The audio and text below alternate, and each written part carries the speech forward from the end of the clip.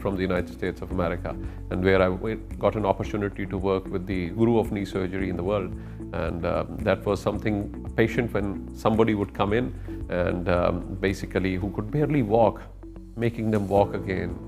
A trauma patient coming in who was disabled and making them walk again was a great satisfaction. When I saw all these patients lying on the road, and 95% chances were that nobody's going to help them. So that was the inspiration that I got from the med school when I was there, and we had done the first study that in case of an emergency, there were 95% chances you'd not get an ambulance. We kept working as a social work to do something about it. And we went and tried to revamp the existing organizations, revitalize them. But then when it all didn't work out, so it came to a stage where they said, either you do something about it, which meant that I had to leave my career, a good practice, my own family hospital, and which was actually a very, very difficult decision. My family thought I was crazy, I was mad, that I was thinking of leaving my practice. Where am I going to earn from?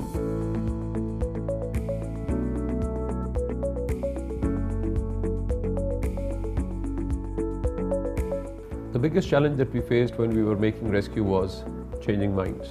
The mindset was, it just can't be done in Pakistan, a developing country, a rescue service, and one number and people will immediately get help. So it was like as if I was talking some very strange words, and this was impossible in a developing country. The biggest challenge was we didn't have trained human resource. For the first time, we started the training of emergency medical technicians.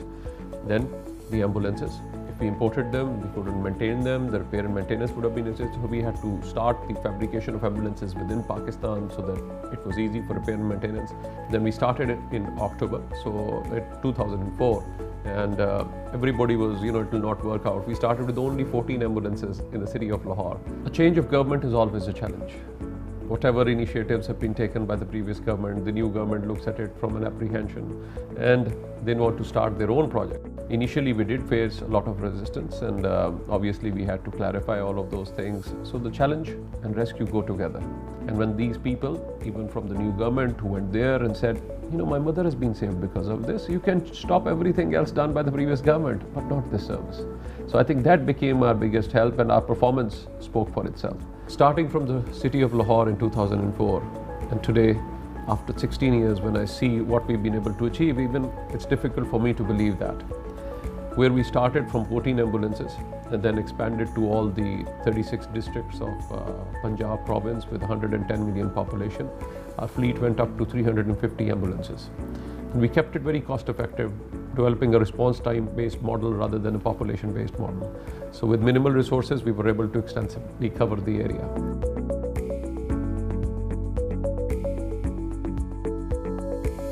When we saw the challenge of the increasing traffic, the congested areas, the walled city or the old city areas where it was very difficult for the ambulance to respond, we went into a motorbike ambulance service. And today, the motorbike ambulance service has transformed everything, and we've been able to respond to over 600,000 calls up till now with an average response time 4 minutes, which I think is comparable even internationally. And everybody, even when we were starting the motorbike ambulance service, was a lot of apprehension.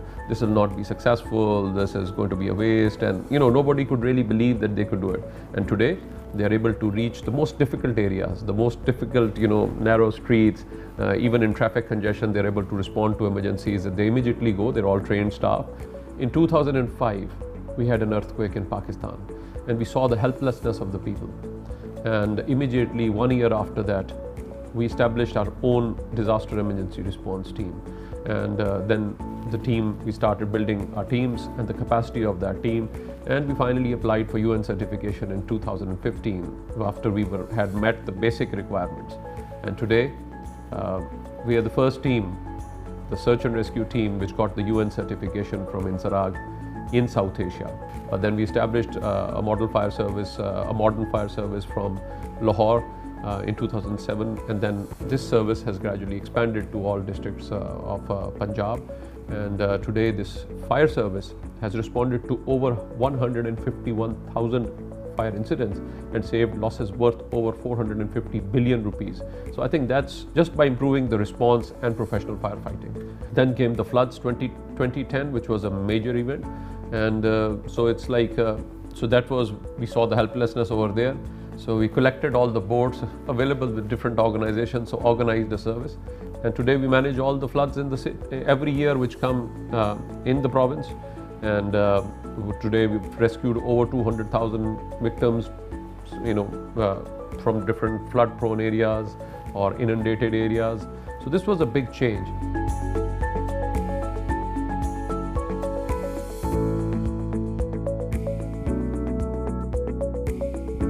After the successful launch of an emergency rescue service in Pakistan, I still always wanted to go back and help the people of this country. So my old patients and everybody else motivated me that I needed to give more time to this clinical practice. So I had to sacrifice my evenings for this.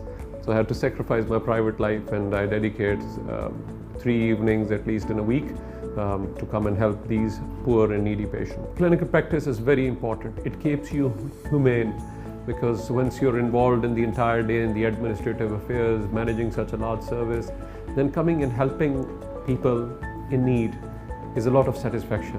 And I think if I can provide them with those services, I think that's the biggest satisfaction that I get, which no money can bring.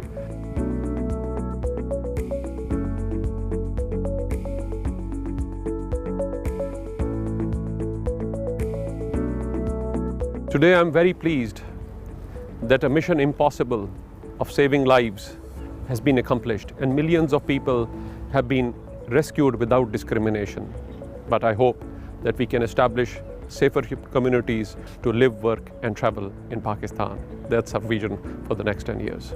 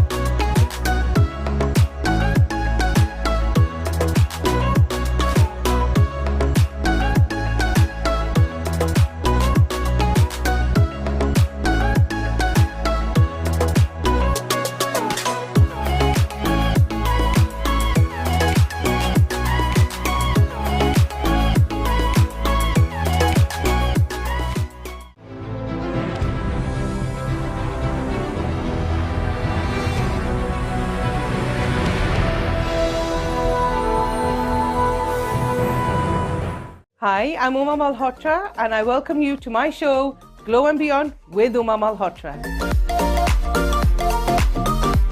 Why should I get that facial? Why should I go for a Repicharge facial, then an O3 facial? We do the research for you. So we make sure we give you the best. For example, you got fat lash. A client was allergic to fat lash, so I did a London Lash patch test on her.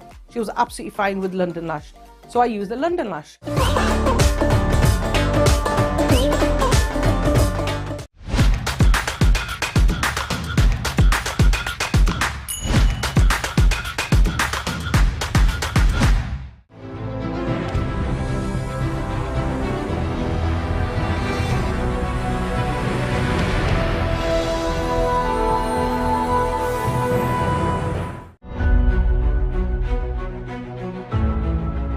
Hello and welcome to Business ABC.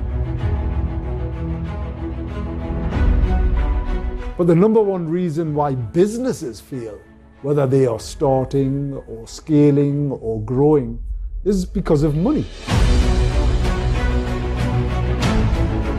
And when you go to them with an idea, they will always go, oh, great idea, oh, vadya. The best businesses either fix something or they make them better. Where it's legal or where it's contract, take your time.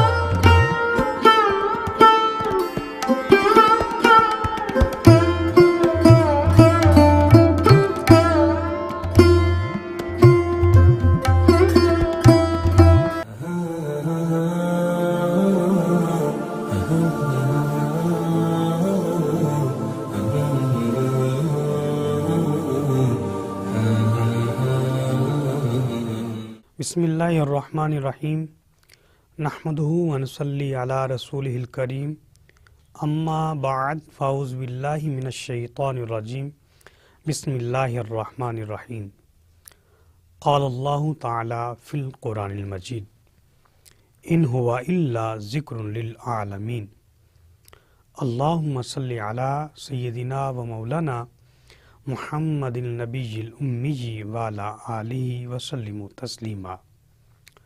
तमाम तरीफ़ें अल्लाह रब्बुल इज़्ज़त जल्ला जलालू की जो पूरी कायनात का खालिक व मालिक है, रहमान है, रहीम है, कुद्दूस है, इज़्ज़तें अता करने वाला है, रिज़्क़ अता करने वाला है और हमारी शारक से ज़्यादा करीब है।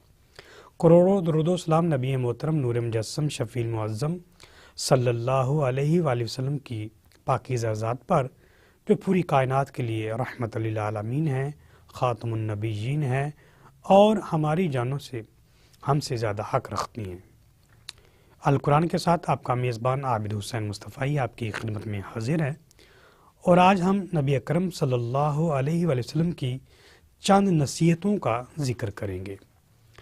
अल्लाह रब्बुल इज़्ज़त जल्ला जलालू का लाख लाख शुक्र है कि उसने हमें इंसान बनाने के बाद ईमान की खूबसूरत दौलत अता फरमाई। अहले ईमान की ये पहचान है कि वो अल्लाह और उसके महबूब सल्लल्लाहु अलैहि वसल्लम के हर अहकाम की मुकम्मल तौर पर पैरवी करते हैं और जहाँ भी उन्हें हुक्म और फरमान मिलता है वहाँ सरे खम तस्लीम करते हैं। नबी मोहतरम सल्लल्लाहु अलैहि वसल्लम ने बहुत सारे मुकामात पर सहाबा कराम की सवालों पर नसीहतें फरमाई हैं और बाज़ जगहों पर आपने बतौर नसीहत उन्हें फरमाई हैं। तिरमिज़ी शरीफ की हमें हदीस मिलती है, हज़रत अब्दुल्ला बिन अब्बास रज़ियल्लाहु ताला अन्हु इसको रवायत करते हैं। कहने लगे कि मैं रसूलुल्लाह सल्लल्लाहु अलैहि वसल्लम के साथ था और रसूलुल्लाह सल्लल्लाहु अलैहि वसल्लम ने मेरे कंधे पर हाथ रखा और कहा, या गुलाम, ए लड़के, ए नौजवान, इन्नी उअल्लिमुका कलिमाती, मैं तुम्हें चंद कलिमात सिखाता हूँ, चंद नसीहतें करता हूँ। आफ़ज़िल्लाह यहफ़ज़का, पहली नसीहत मेरे आका ने फरमाया कि तुम अल्लाह की हिफाजत करो, अल्लाह तुम्हारी हिफाजत करेगा। हालांकि अल्लाह ताला तो पूरी कायनात की हिफाजत करने वाला है। इससे मुराद कि अल्लाह तबारक व तआला के तमाम अहकामात हैं, जो अल्लाह ताला की फ़रामीन हैं, जो अल्लाह के फ़राइज़ हैं, जो इंसान के ऊपर लागू कर रखे हैं, उनकी मुकम्मल हिफाजत करना यानी फर्माबरदारी बजा लाना। और दूसरा मुराद ये भी है कि अपने दिल में हमेशा अल्लाह को याद रखना, अल्लाह रब्बुल इज़्ज़त की याद को अपने कल्बे खाना के अंदर आबाद रखना और मामूर रखना।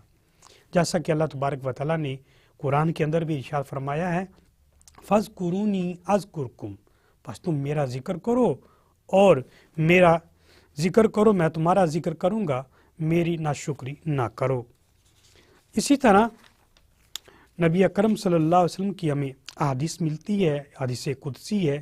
اللہ رب العزت جل جلالہ ارشاد فرماتا ہے کہ جب کوئی بندہ مجھے پکارتا ہے، میرا ذکر کرتا ہے، فَإِن ذَكَرَنِي فِي نَفْسِهِ، اکیلے میں، تنہائی میں، اس کے پاس کوئی بھی نہیں بیٹھا ہوا، تو وہ مجھے یاد کرتا ہے تو میں بھی اس کو ویسے ہی یاد کرتا ہوں، تنہائی میں، اکیلے میں۔ اور اگر وہ مجھے پکارتا ہے، مجھے یاد کرتا ہے، میرا ذکر کرتا ہے مجلس کے اندر، تو میں اس سے بہتر مجلس میں اس کا ذکر کرتا ہوں۔ تو یہ اللہ رب العزت جل جلالہ کا انداز ہے محبت کا بھی اور ذکر کرنے کا بھی۔ تو اس کے لیے ضروری ہے کہ تم اپنے دل میں اللہ کی یاد کو آباد کرو، یعنی اللہ کی حفاظت کرو، اللہ تبارک و تعالیٰ تمہاری حفاظت کرے گا۔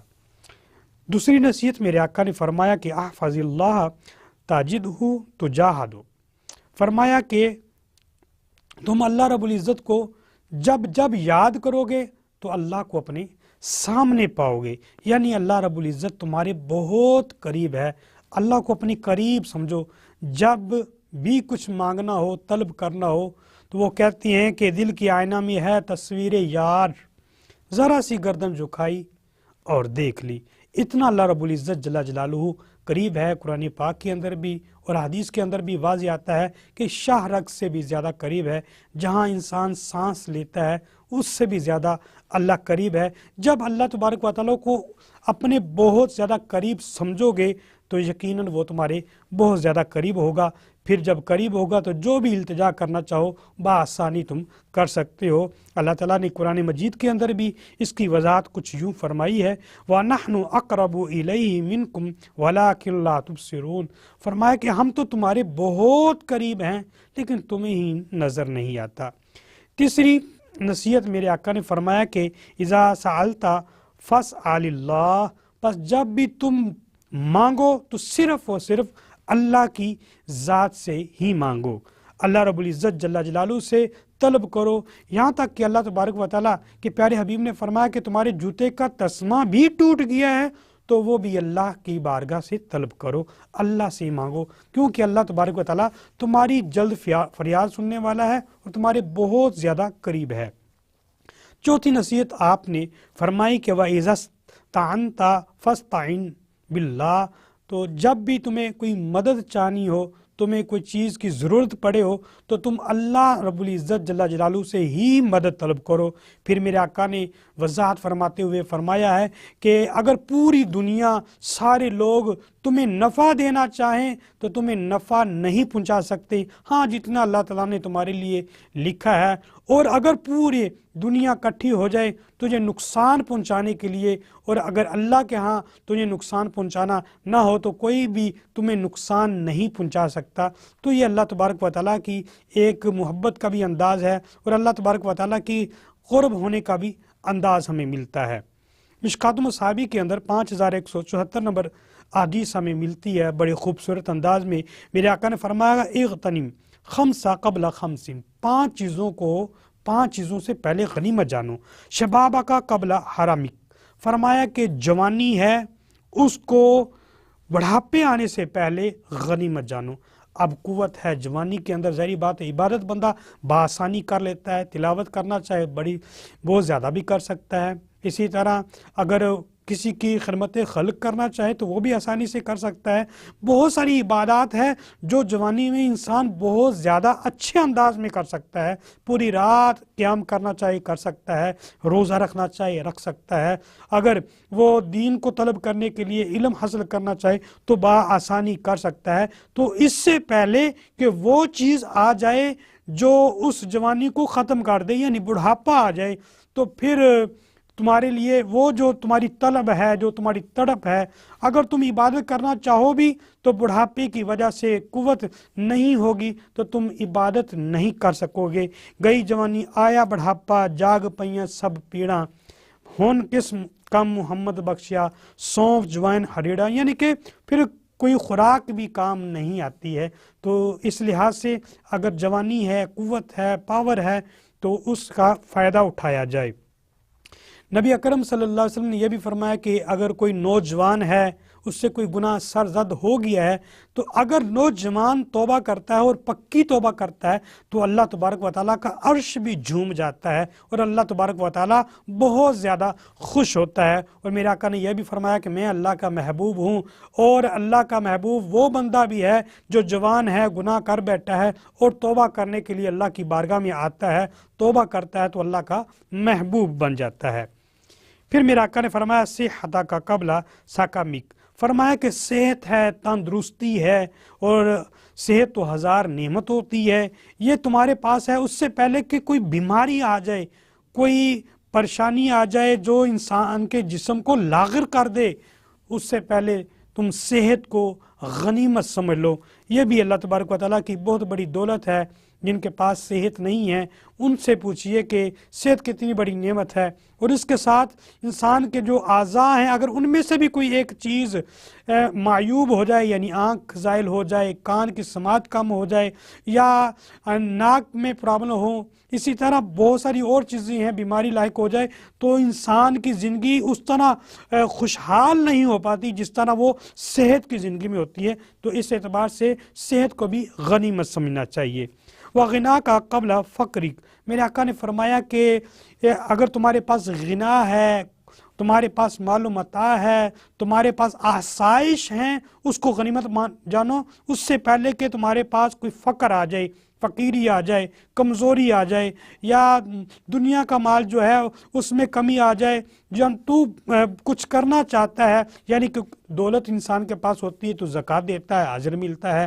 دولت ہوتی ہے تو بندہ عمرہ اور حج کرتا ہے، اس سے بھی اجر ملتا ہے. تو اور دولت ہو تو لوگوں کی خدمت خلق اچھے انداز میں کر سکتا ہے، لوگوں کی خدمت کر سکتا ہے. تو اگر تمہارے پاس ہے تو تم اللہ کی راہ میں خرچ کرو، اور اس سے پہلے کہ تم فقیر ہو جاؤ پھر تمہارے دل میں آئے کاش میرے پاس اگر اتنے پیسے ہوتے یا اتنا مال ہوتا تو میں ایسے خرچ کرتا. تو اس سے پہلے اگر تمہارے پاس ہے، غنی ہو، آسائشیں ہیں، تو اس کو غنیمت جانو اور اس کا تصرف اچھے طریقے سے کرو، یعنی اللہ کی رضا کے مطابق کرو.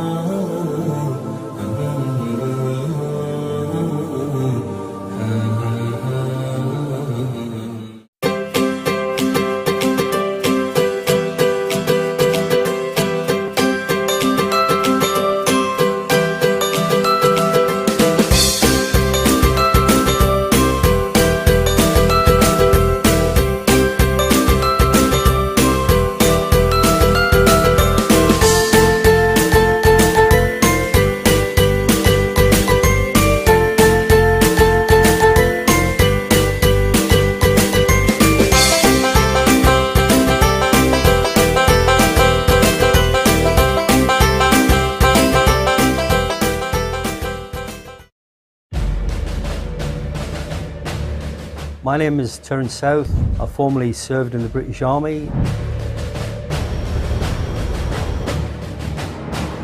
We had to go down as the muscle squad and go on, you come with us. She said, "No, let us go, we're fighting." No. I could communicate, I had all the skills for the wirelesses, the radios.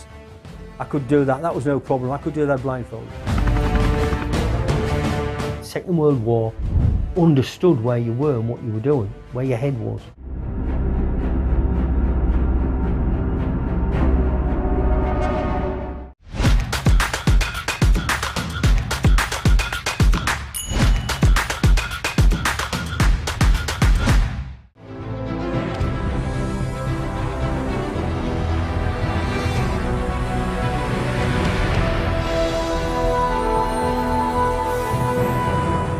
اگر آپ کماتے ہیں تو اپنی ذات پہ اگر خرچ نہ کریں تو پھر کہاں کیا؟ اس معاملے میں میں اپنی فیملی میں، اپنے خاندان میں بڑا فضول خرچ مشہور ہوں. لیکن 91 میں ہم نے یہ میگزین سٹارٹ کیا تھا اور یہ دنیا کا ٹاپ، پاکستان کے ٹاپ جرنلز میں تھا، جو ریسرچ اورینٹڈ السٹریٹڈ جرنل تھا. ہم کم از کم اب جو ہے 77 سال بعد ہم ایک قوم اکٹھے ہو جائیں. ہمارے دور کے اندر 34 ارب ڈالر ریمیٹنس جو تھا اوورسیز پاکستانی بھیج رہے تھے. قائد رحمۃ اللہ علیہ فرما گئے ہیں کہ کام کا ٹائم بڑھائیں، کام کریں. آپ یقین کریں کہ ناردرن ایریا کے پیکیجز اتنے زیادہ ہیں, ابھی پاکستانیوں نے ناردرن ایریا کو بھی نہیں ابھی اتنا ایکسپلور کیا.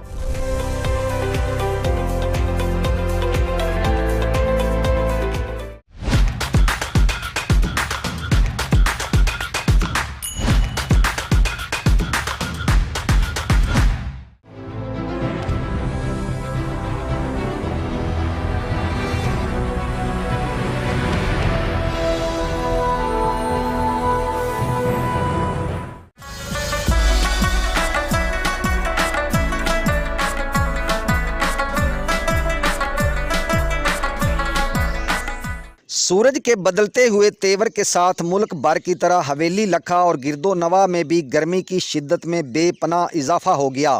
گرمی کی شدت کی وجہ سے شہریوں نے حویلی لکھا روڈ اڈا ہیڈ سلیمان کی, جسے ملتان دہلی روڈ بھی کہا جاتا ہے, سڑک کنارے لگے گھنے درختوں کی چھاؤں کے نیچے قائم مشروبات پوائنٹ کا رخ کر لیا, جہاں پر مختلف قسم کی مشروبات کے پوائنٹ قائم ہیں.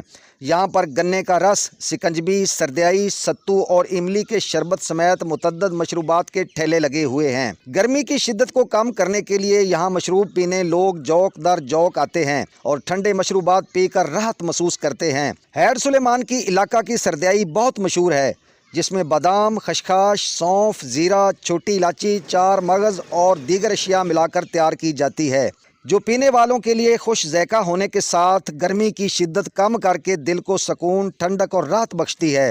رپورٹ شاد سعید وٹو, نمائندہ South Asia, Global TV, head Suleman کی حویلی لکھا.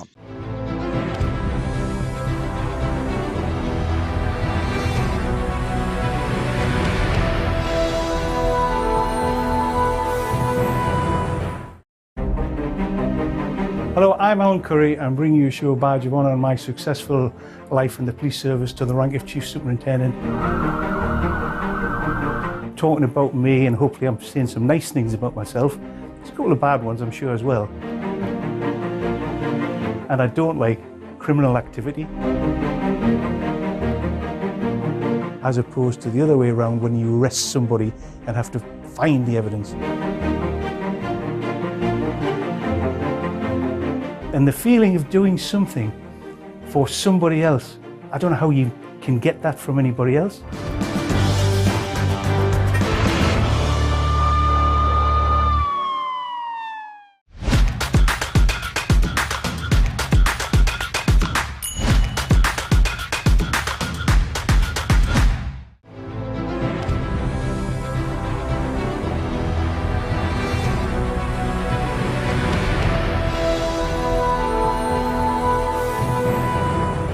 آپ لوگوں نے پہلے بھی آواز اٹھائی, اسلام آباد میں گئے بجلی کے خلاف, مہنگائی کے خلاف, تو آپ لوگوں کی آواز سنی نہیں گئی. دیکھیے, جماعت اسلامی نے مہنگائی کے خلاف اور خاص طور پر بجلی کے بلوں میں ہوش ربا اضافے کے خلاف ہم نے آواز بلند کی تھی. 300 یونٹ تک کا انہوں نے کہا تھا کہ ہم سولر سسٹم دیں گے. کراچی میں, سندھ میں دینا شروع کیا, وہاں وہ ہماری حکومت ہے, پورے پاکستان میں ہماری حکومت نہیں ہے. ٹیکس دینا ہر شخص کی ذمہ داری ہے, ہر تاجر کی ذمہ داری ہے.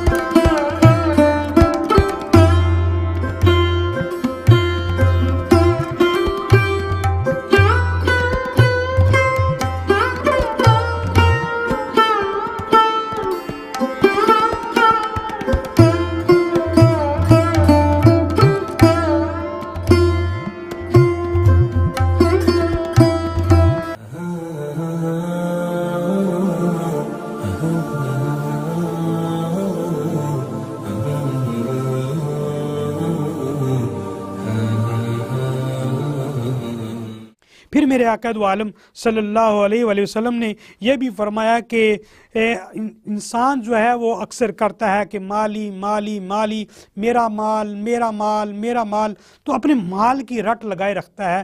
تو اللہ تبارک و تعالیٰ اس کے بارے میں فرماتا ہے کہ تیرا مال کوئی چیز تمہارا مال نہیں ہے، ہاں تیرا مال وہ ہے جس کو تو نے کھایا ہے اور وہ سیدھا کر دیا ہے، جس کو تو نے پہنا ہے اور اس کو وہ سیدھا کر دیا ہے، اور اس کے علاوہ کچھ بھی نہیں ہے.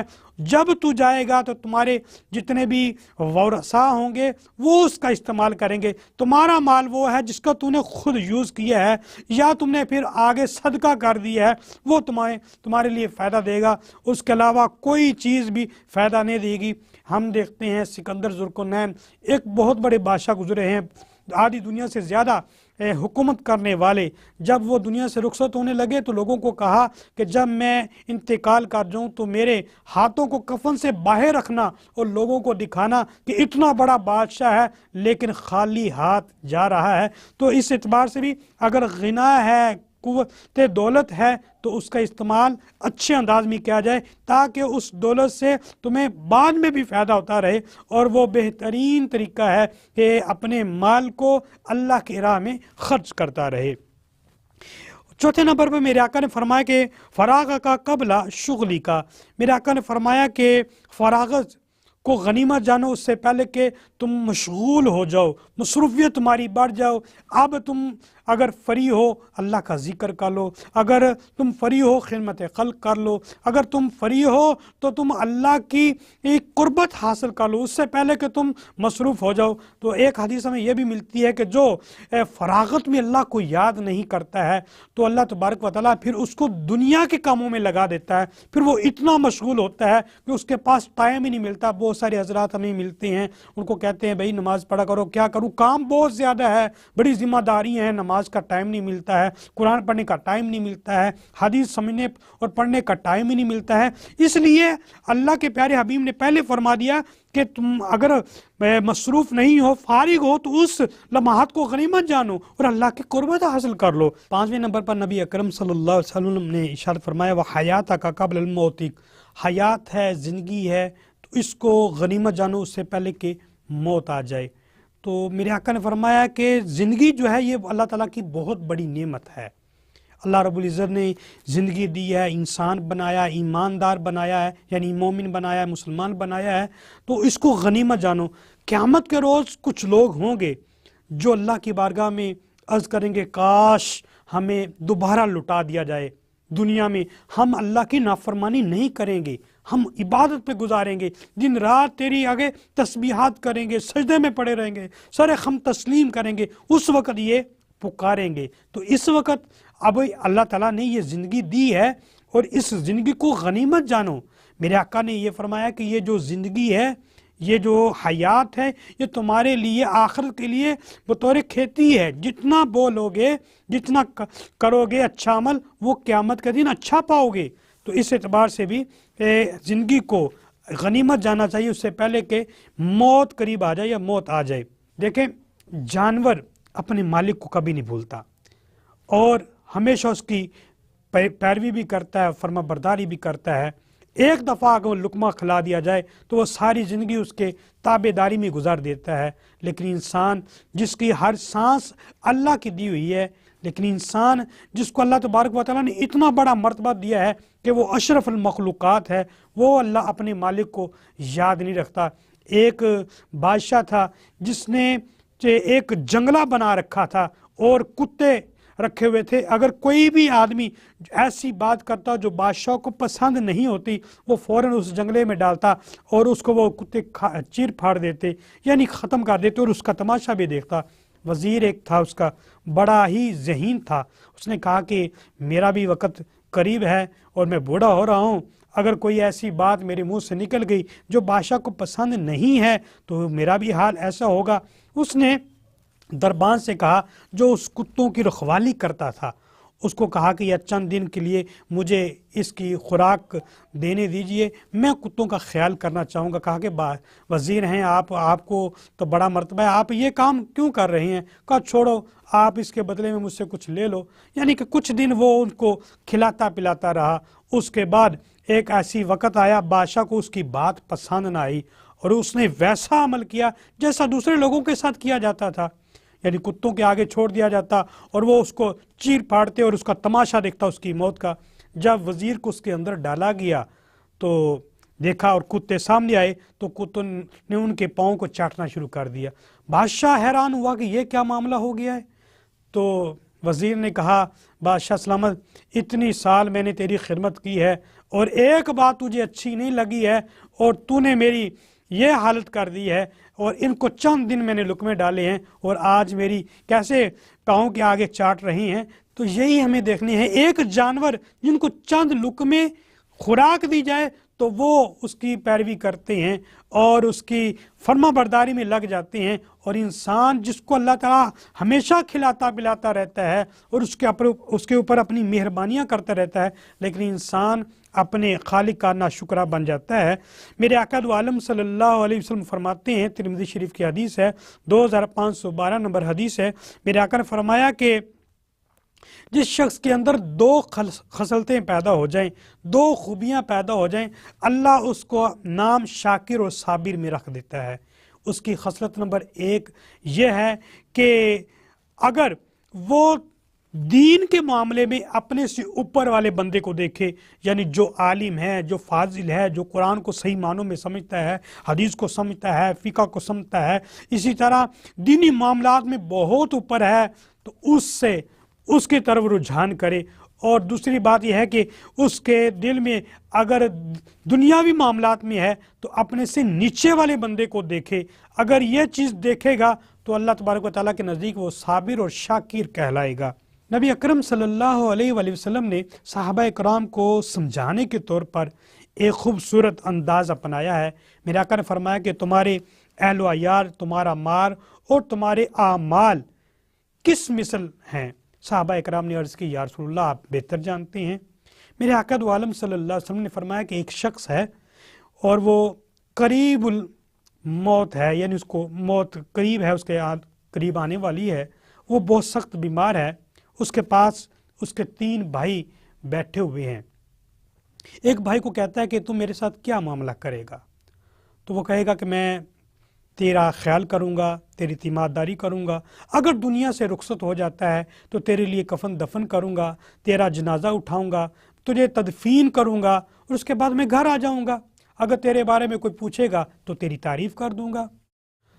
تو صحابہ اکرام نے عرض کی یا رسول اللہ اس کی تو کوئی خاص بات ہمیں نظر نہیں آئی۔ تو دوسرے سے سوال کیا کہ تم میرے لیے کیا کرے گا؟ دوسرے نے کہا جب تک تو زندہ ہے تجھے فائدہ دوں گا، جیسے تو دنیا سے رخصت ہوں گا تیرا رستہ اور ہے، میرا رستہ اور ہے۔ صحابہ اکرام نے اس پہ کہا کہ اس کا تو بالکل ہی فائدہ نہیں ہے۔ تیسرے بھائی سے پوچھا کہ تو کیا کرے گا؟ کہا کہ میں تیری تیمارداری بھی کروں گا، تیرا تدفین تک جاؤں گا، یہاں تک کہ تیری قبر تک جاؤں گا، یہاں تک کہ محشر کے میدان میں بھی اگر تجھے ضرورت پڑے گی تو میں اپنے میزان میں بیٹھ کر تیرے اعمال کو وزنی کروں گا اور تجھے جنت تک پہنچا کے آؤں گا۔ تو صحابہ نے کرام نے عرض کی یا رسول اللہ یہ تو سب سے بیسٹ آدمی ہے، بیسٹ بھائی ہے، بڑا اچھا بھائی ہے۔ تو فرمایا کہ جو پہلے والے ہیں وہ تمہارے اہل و عیال ہیں، جو دوسرے ہیں وہ تمہارا مال ہے، اور تیسرے تمہارے اعمال ہیں۔ تو اس پہ ہمیں دیکھنا چاہیے کہ کل کو ہمیں جو کام آئے، قبر میں جو ہمارے کام آئے، اور اس وقت جب ہم سب سے زیادہ مشکل میں ہوں اس وقت ہمارے کام آئے، وہ ہمارے اپنے ذاتی اعمال ہیں۔ اللہ تعالیٰ کی بارگاہ میں ہم دعا کریں گے اللہ تبارک و تعالیٰ ہمیں سمجھنے کی توفیق عطا فرمائے، اور رسول اللہ جو ہمیں نصیحتیں فرماتے ہیں اس پر عمل کر کے آگے پہنچانے کی بھی توفیق عطا فرمائے۔ وآخر دعوانا ان الحمدللہ رب العالمین۔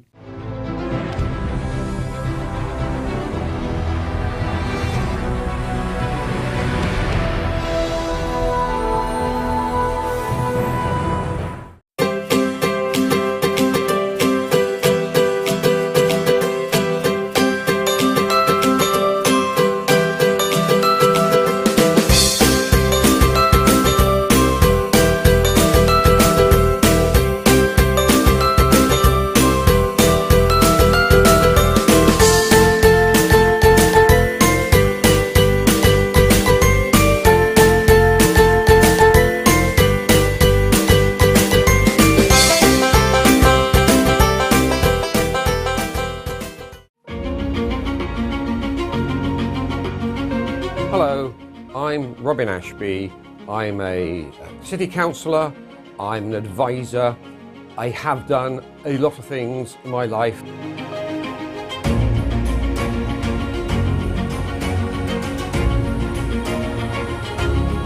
Mix some hot Chileans, cool Jamaicans, Dominicans, Trinidadians and Bajans, with some Ethiopians, Chinese, Vietnamese and Sudanese.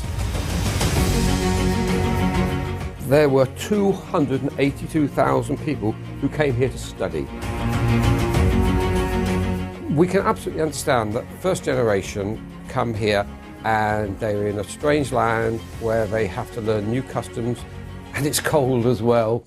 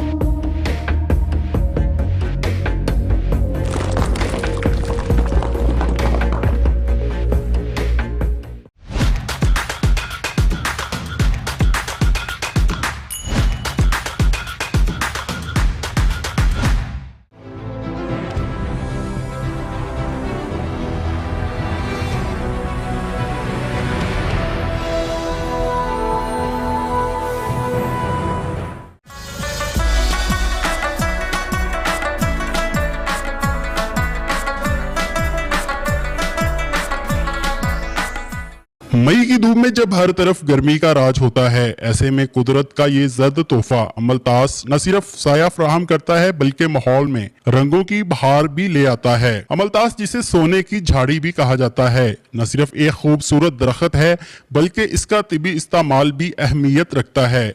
इसके फल जिसे मुकामी तौर पर सना कहा जाता है, कई यूनानी नुस्खों में बतौर दवा इस्तेमाल होते हैं। शहरियों का बात करते हुए कहना था कि जर्द रंग के फूल बहुत ही प्यारे लग रहे हैं। हम रोजाना कॉलेज जाते हैं तो इन्हें देखते हैं तो दिल बाग बाग हो जाता है। हुकूमत को चाहिए कि ऐसे दरख्त ज्यादा से ज्यादा लगाए। ये जर्द रंग के फूल बहुत खूबसूरत हैं और सुबह के टाइम जब हम आते हैं तो कॉलेज में बहुत खूबसूरत लगते हैं और दोपहर के टाइम भी छाँव का इंतज़ाम करते हैं हमारे लिए। और मसला ये है कि बहुत कम है तादाद में, हमें चाहिए और हुकूमत को चाहिए कि इसको और ज़्यादा बढ़ाएं और इनकी तादाद में इजाफा करें और शहर के मुख्तलिफ इलाकों में ऐसे पौधे लगाएं। शहरियों का कहना है कि ये दरख्त सिर्फ जीनत नहीं बल्कि माहौलियाती तहफ़्फ़ुज़ का जरिया भी है। ये गर्दो गुबार को जज़ब करते हैं और ऑक्सीजन फराहम करते हैं और शदीद गर्मी के मौसम में ठंडी छाँव बांटते हैं। जब सूरज तप रहा हो और हवा भी थम जाए, ऐसे में अमलतास के जर्द फूल कसूर वालों के दिलों पर ठंडक का फाहा रखते हैं।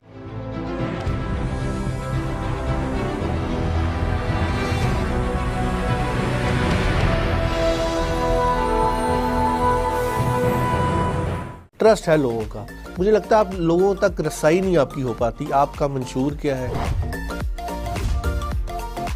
किसी सियासी जमात में इतना अच्छा इंतखाबी कमीशन नहीं है। अच्छे कंटेंट देखना चाहें तो फिर डेफिनेटली आहिस्ता सा चेंज तो आएगा ना, ग्रेजुअल। तमाम 12 ज़ोडिक साइन के ऊपर मुझे अबूर है। दुबई के पास वसाइल थे, आज पाकिस्तान के पास तो बहुत कुछ है। जो सेफ सिटी के हवाले से है वो अब तो काफी ज्यादा जो है दोबारा वर्किंग में आ गए हैं। हाँ, एक टाइम आया था जब काफी कम हो गए थे। 50 तो स्टार नहीं हो सकते, स्टार तो 3-4 ही होंगे किसी भी फील्ड के। बच्चे को देखा कि वो एक ऐप के अंदर घुसा हुआ है जिसको टिकटॉक कहते हैं।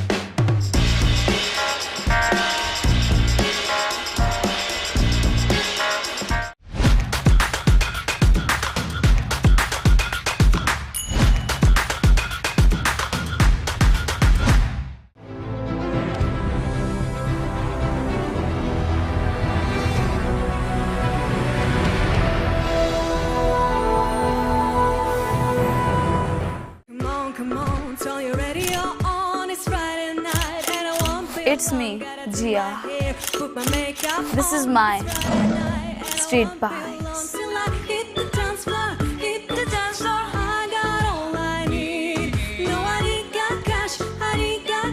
But I got you, baby.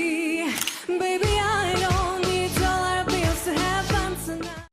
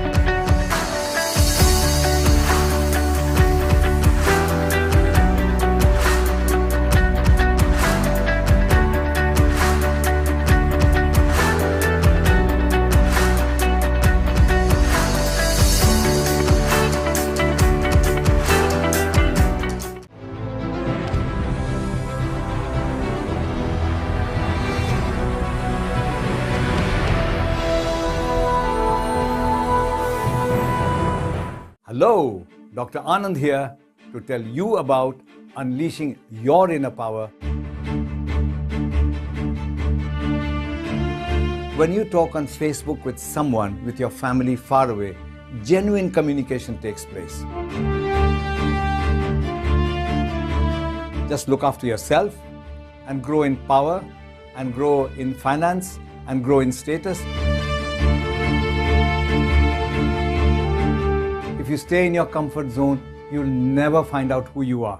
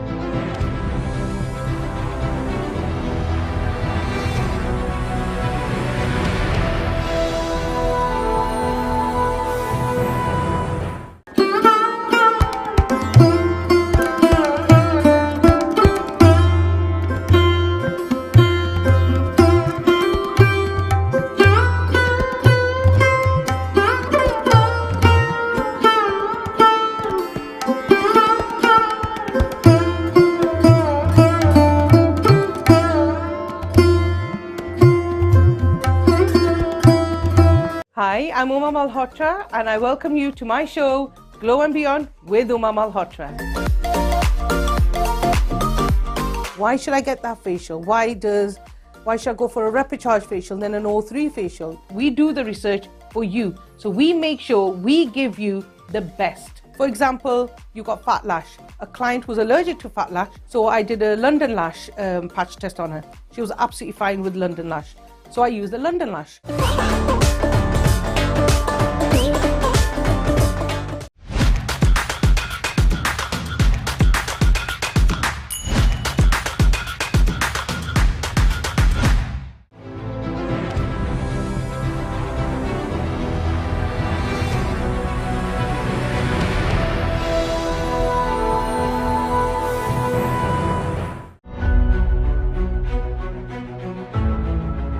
Hello and welcome to Business ABC.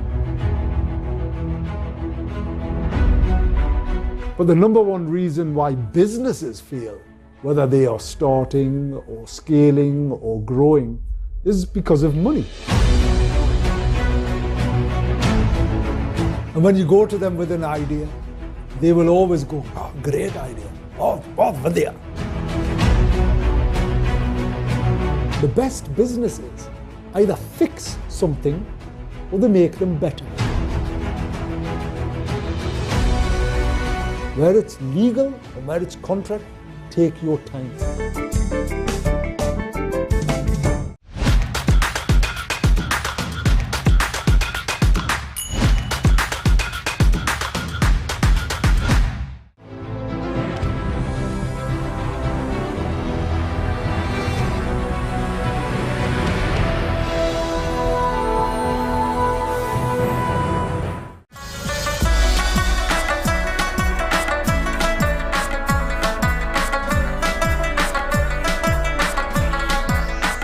मुल्क के दूसरे शहरों की तरह ननकाना साहब में भी जो गर्मी का ज़ोर जारी है, पारा जो है 40 से 44 डिग्री सेंटीग्रेड तक पहुंच चुका है और महकमा मौसमियात की जानब से आइंदा जो चंद रोज़ है उसमें भी गर्मी की शिद्दत बढ़ने का इम्कान है। गर्मी की शिद्दत बढ़ने के साथ साथ जो हीट वेव है इसमें भी काफ़ी इजाफा हो गया है। तिब्बी माहिरीन के मुताबिक इस गर्मी की शिद्दत से बचने के लिए लोग घरों से कम निकलें, अगर निकलना मजबूरी हो तो सर ढाँप कर निकलें। 12 बजे से लेकर 4 बजे के दरमियान बच्चे और बुजुर्ग भी घरों से कम निकलें। दूसरी जानब महकमा तलीम की जानब से 28 मई से सरकारी स्कूलों में तातीलात का ऐलान भी कर दिया गया है, जबकि रेस्क्यू 11, 22 और महकमा सेहत के अमले को भी हाई अलर्ट रहने के अहकाम जारी कर दिए गए हैं।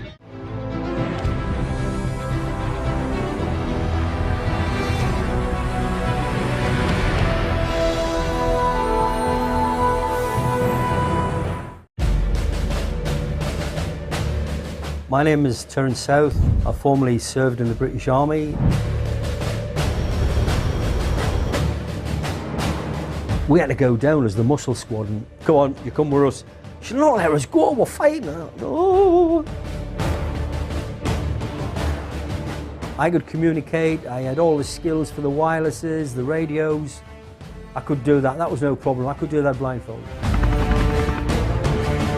Second World War, understood where you were and what you were doing, where your head was.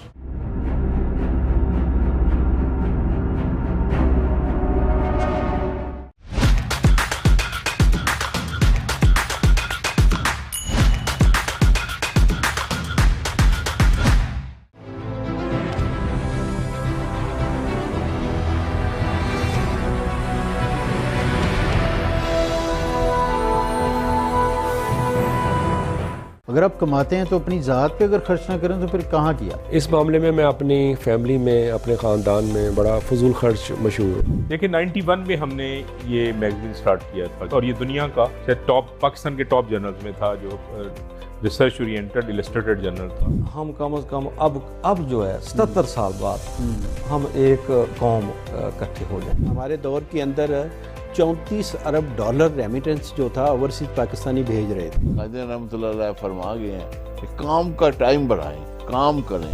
آپ یقین کریں کہ ناردرن ایریا کے پیکیجز اتنے زیادہ ہیں، ابھی پاکستانیوں نے ناردرن ایریا کو بھی نہیں ابھی اتنا ایکسپلور کیا.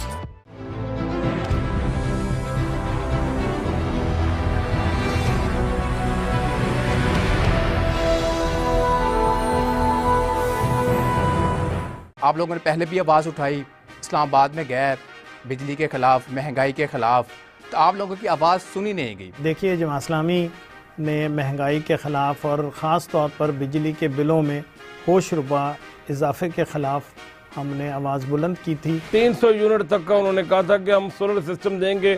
کراچی میں سندھ میں دینا شروع کیا ہوا، وہاں وہ ہماری حکومت ہے. پورے پاکستان میں ہماری حکومت نہیں ہے. ٹیکس دینا ہر شخص کی ذمہ داری ہے، ہر تاجر کی ذمہ داری ہے.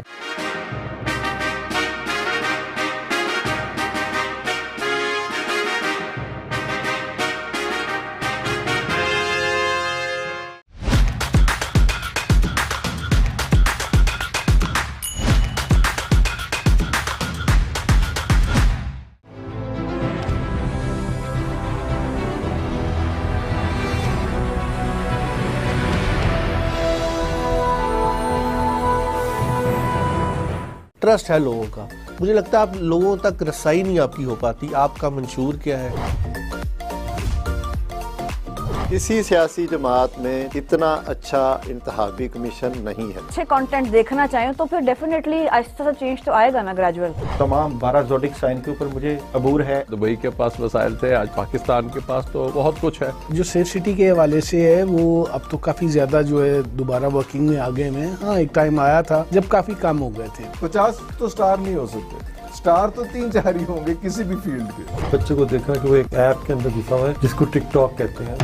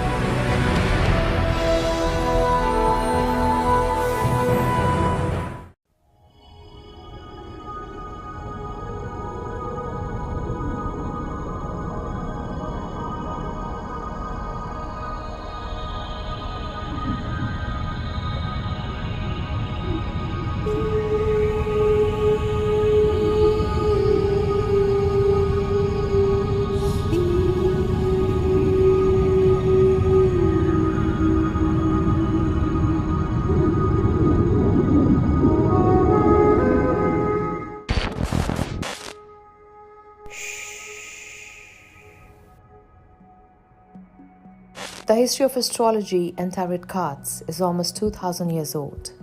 Since the inception of mankind, man is in continuous search of heavenly bodies. Many of the astrologers chart the position of the stars in the sky to gain insight into human personality and even draw predictions about the future. देखिए astrology की अगर हम बात करते हैं तो astrology जो है वो कदीम इल्म रखता है और आप देखें कि तारीख़ के दुराहों को लें तो यहूदी जो है इस इल्म को जो है वो बहुत मानते थे और मुख्तलिफ प्रिडिक्शंस आती होती थी। राहब जो है इसके ऊपर बड़ा यकीन रखते होते थे और यहूदियों में बाज़ तो देखा गया है कि ये एस्ट्रोलॉजी को जो है वो अपने मज़हब का हिस्सा भी समझते हैं, उसको लेके चलते हैं। देखिए जिस तरह मुख्तलिफ सितारों की अगर बात करते हैं, सियारा ज़ोहल है, जुपिटर है, तो ये 12 सितारे हैं या 9 सियारे हैं। ये जो सियारा है ये अल्लाह ताला की मखलूक है और ये एक रूह है। हर सितारे की अपनी एक रूह होती है और वो जो रूह है वो हर बंदे के साथ एक डीलिंग करती है। मिसाल के तौर पे मैं अगर दाऊद हूँ तो मेरे ऊपर अगर सियारा मुश्तरी का असर है तो वो सियारा मुश्तरी जो मेरे साथ डीलिंग करता है वो अपनी रूह के मुताबिक करता है या उसका मेरे करैक्टर के साथ क्या तल्लक है उसके मुताबिक उसकी ऊंच नीच होती है। There are many astrologers around us. Some of them are experienced in their fields, while others do not demonstrate their effectiveness in controlled studies and has no scientific validity, which proves them pseudoscience. यहीं तो एक मसला पैदा होता है कि एक astrologer एक तरीके बदाई से बेहतरीन प्रिडिक्शन नहीं कर पाता। उसको करने के लिए मुख्तलिफ अलूमात का सहारा लेना पड़ता है। उसको किन अलूमात का सहारा लेना पड़ता है, जैसे कि मैं अगर एस्ट्रोलॉजी के ऊपर काम कर रहा हूँ तो मैं एस्ट्रोलॉजी से उसके तरीक़ बदाई से उसकी डेट ऑफ बर्थ से उसका वक्त तो ले लूँगा, उसका सियारा तो पता कर लूँगा, मगर मुझे उसका नाम पता होना चाहिए। मैं उसके नाम से न्यूमरोलॉजी से इल्म जफ़र एक बहुत बड़ा इल्म है, उससे मैं उसका इल्मुल अदा से उसका नाम निकालूंगा, उसकी वालदा का नाम निकालूंगा। तो मैं इन तमाम चीज़ों के कम्बिनेशन से उसको न्यूमरोलॉजी से देखता हूँ कि इसकी जो पैदाइश है उस वक्त सितारा कौन सा था, इसके वालदा के असरात इसके ऊपर कैसे आए, इसकी अपनी शख्सियत कैसी है।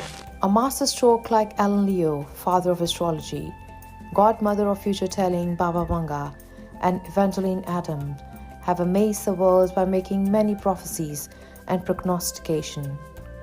But there is still a blank space of deep understanding of the basic knowledge of astrology. The point to ponder is from where concept of astrology begins and on what basis do they make these prophecies. Basically तो ये जो इल्म है ये बुज़ुर्गों से वदीयत होता है और बुज़ुर्ग इसका बड़ा फ़ायदा उठाते थे। इस ही इल्म को उठाकर लोगों ने इसको साइंस की तरफ लेके आए। हकीकतन ये अल्लाह ताला ने इंसान को बहुत ज़्यादा ताकतों का, बहुत ज़्यादा पावर्स का मालिक बनाया। वो इंसान ही है जो अपनी ताकत के ज़ोर पर जो है वो 7 समुंदर पार के जो है मामलात को देख पाता है। मेरे सामने एक तस्वीर चल पड़ती है उस बंदे की, उसका करैक्टर चल पड़ता है। वो किस तरह का करैक्टर है, वो करैक्टर मेरे दिल पर जो है वदीयत होता है और कुछ उसके लिए मैंने तपस्या, इबादत और पढ़ाइयाँ, ज़िक्र अज़कार मुख्तलिफ किए हैं और ख़ासकर बुज़ुर्गों की अता है मेरे साथ। It is believed that all the stars in our galaxy lighten a strong knowledge, and this divine knowledge influences the life of every individual, but it is still a mystery. This point actually forces to think that how a life of an ordinary person can be affected by a star which is billions miles away from this existing life zone.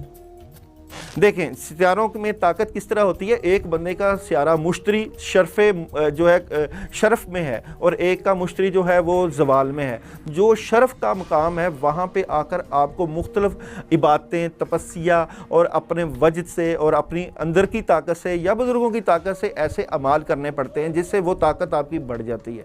वो ताकत किस तरह की होती है? वो ताकत आपको दूसरों से मुनफरद करती है। वो ताकत आपको दूसरों से ऐसी शक्ति और ऐसी पावर लेके आती है जिससे आप लोगों की जो जिस तरह बवशा या उसकी जो है उसका मुकद्दर, उसकी तकदीर और उसके ऊपर वो आप उसको पढ़ सकते हो।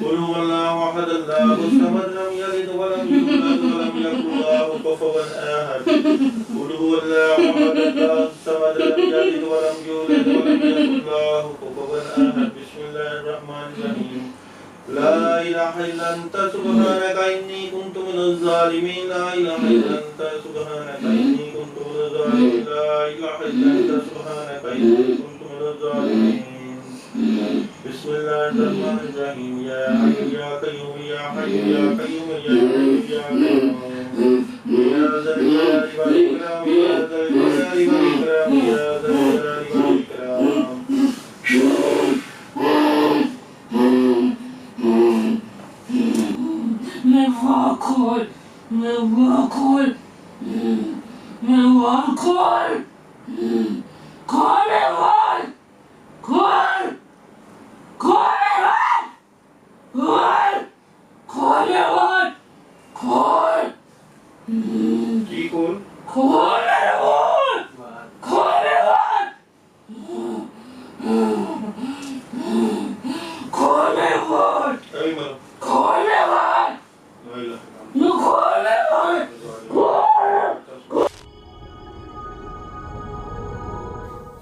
Ghosts are creatures about whom everyone has listened some stories, and every holy book has mentioned about it.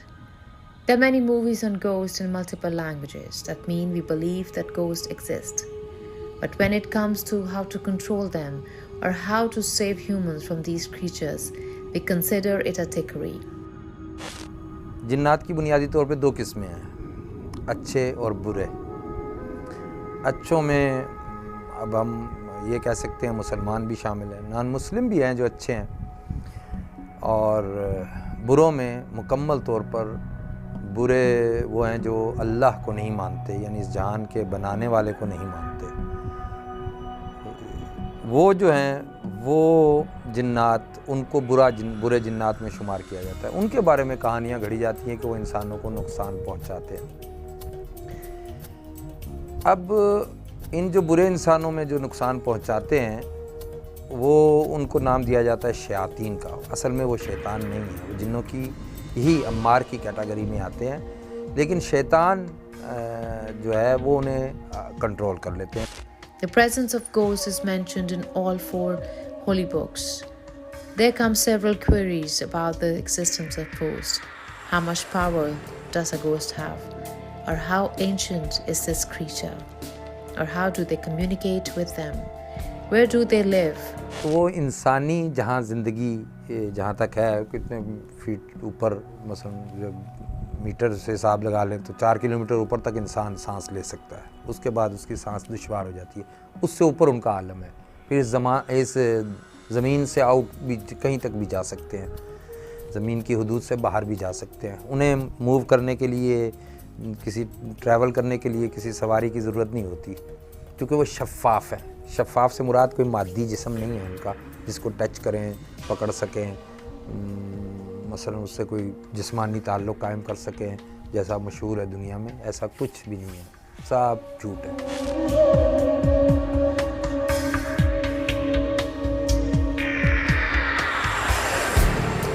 In Quran, Surah Jinn, Allah Almighty clearly indicate the presence of ghosts.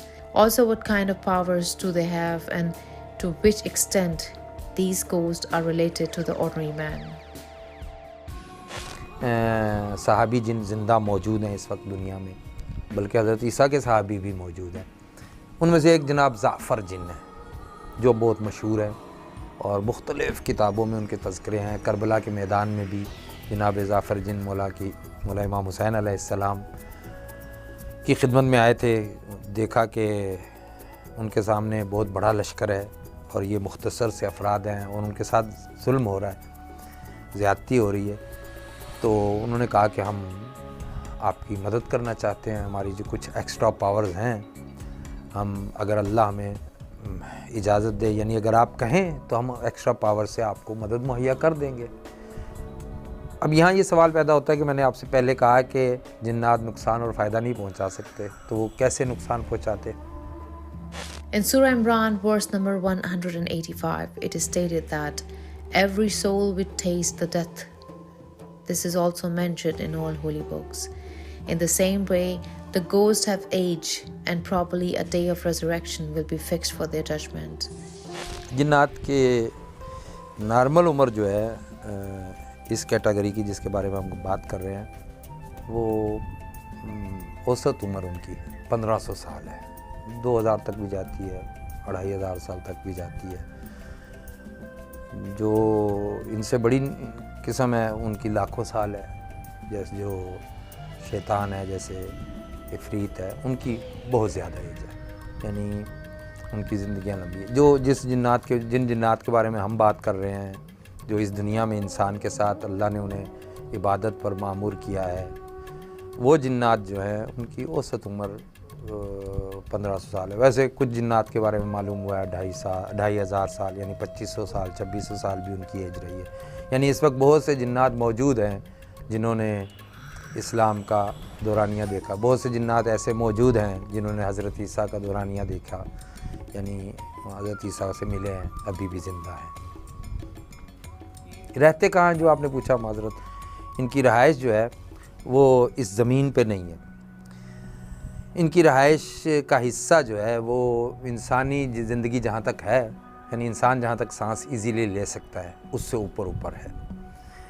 और ये शफ़ाफ़ मखलूक है। हम इंसान बने हैं मिट्टी से, जैसे हम कहते हैं, लेकिन मिट्टी नहीं है, हमारे पूरे वजूद में कहीं मिट्टी नहीं है। We have heard the stories of the ghosts, that they have been roaming around for many years. It is assumed that all the ghosts not only have same nature. Some of these ghosts will be rulers and some will be subjected, which means there will be different types of ghosts. जनाब जाफ़र जिन ये लगभग 80-90 साल पहले तक तो ज़िंदा थे, उनके मुख्तलिफ़ अफराद से कांटेक्ट था। जब उनकी डेथ हुई तो बड़ा मशहूर हुआ दुनिया में, मुतअद्दिद ममालिक में उनके लिए मजालिस रखी गई, बड़े बड़े उलमा ने, हमारे शियों में चूँकि राइज है कोई मरता है तो उसके लिए मजलिस रखी जाती है। When a man tries to communicate or contact other creatures of the world, specifically ghosts, it is necessary that an individual must exclude all the wishful thinking and purify its souls like a divine soul. Also diminishes all its attachments with the world, and this way communicate between humans and ghosts can be possible. देखें, मेरा contact किसी दुनियावी नीयत से नहीं है। मैं knowledge का आदमी हूँ, पढ़ाई का आदमी हूँ, किताबों का आदमी हूँ, तो मुझे हिस्ट्री के जो मिसिंग पार्ट होते हैं उनके ज़रिए उनके सिलसिले में मैं उनसे कांटेक्ट करता हूँ, कोई अपनी विश के लिए, कोई और दिगर ज़रूरत के लिए नहीं।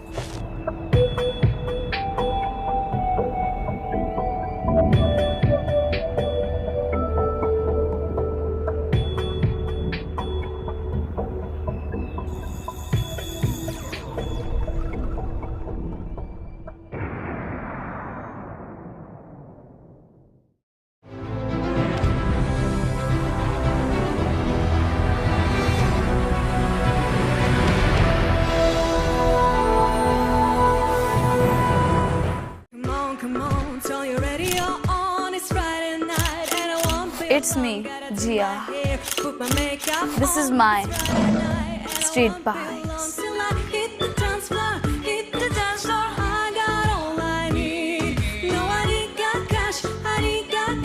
But I got you, baby. Baby, I don't need dollar bills to have fun tonight.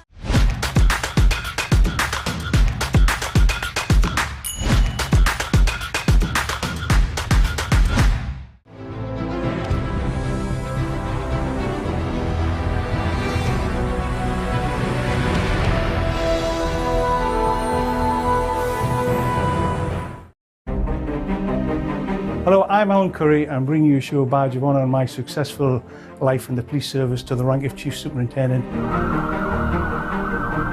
Talking about me, and hopefully I'm saying some nice things about myself. There's a couple of bad ones, I'm sure, as well. And I don't like criminal activity, as opposed to the other way around when you arrest somebody and have to find the evidence. And the feeling of doing something for somebody else, I don't know how you can get that from anybody else.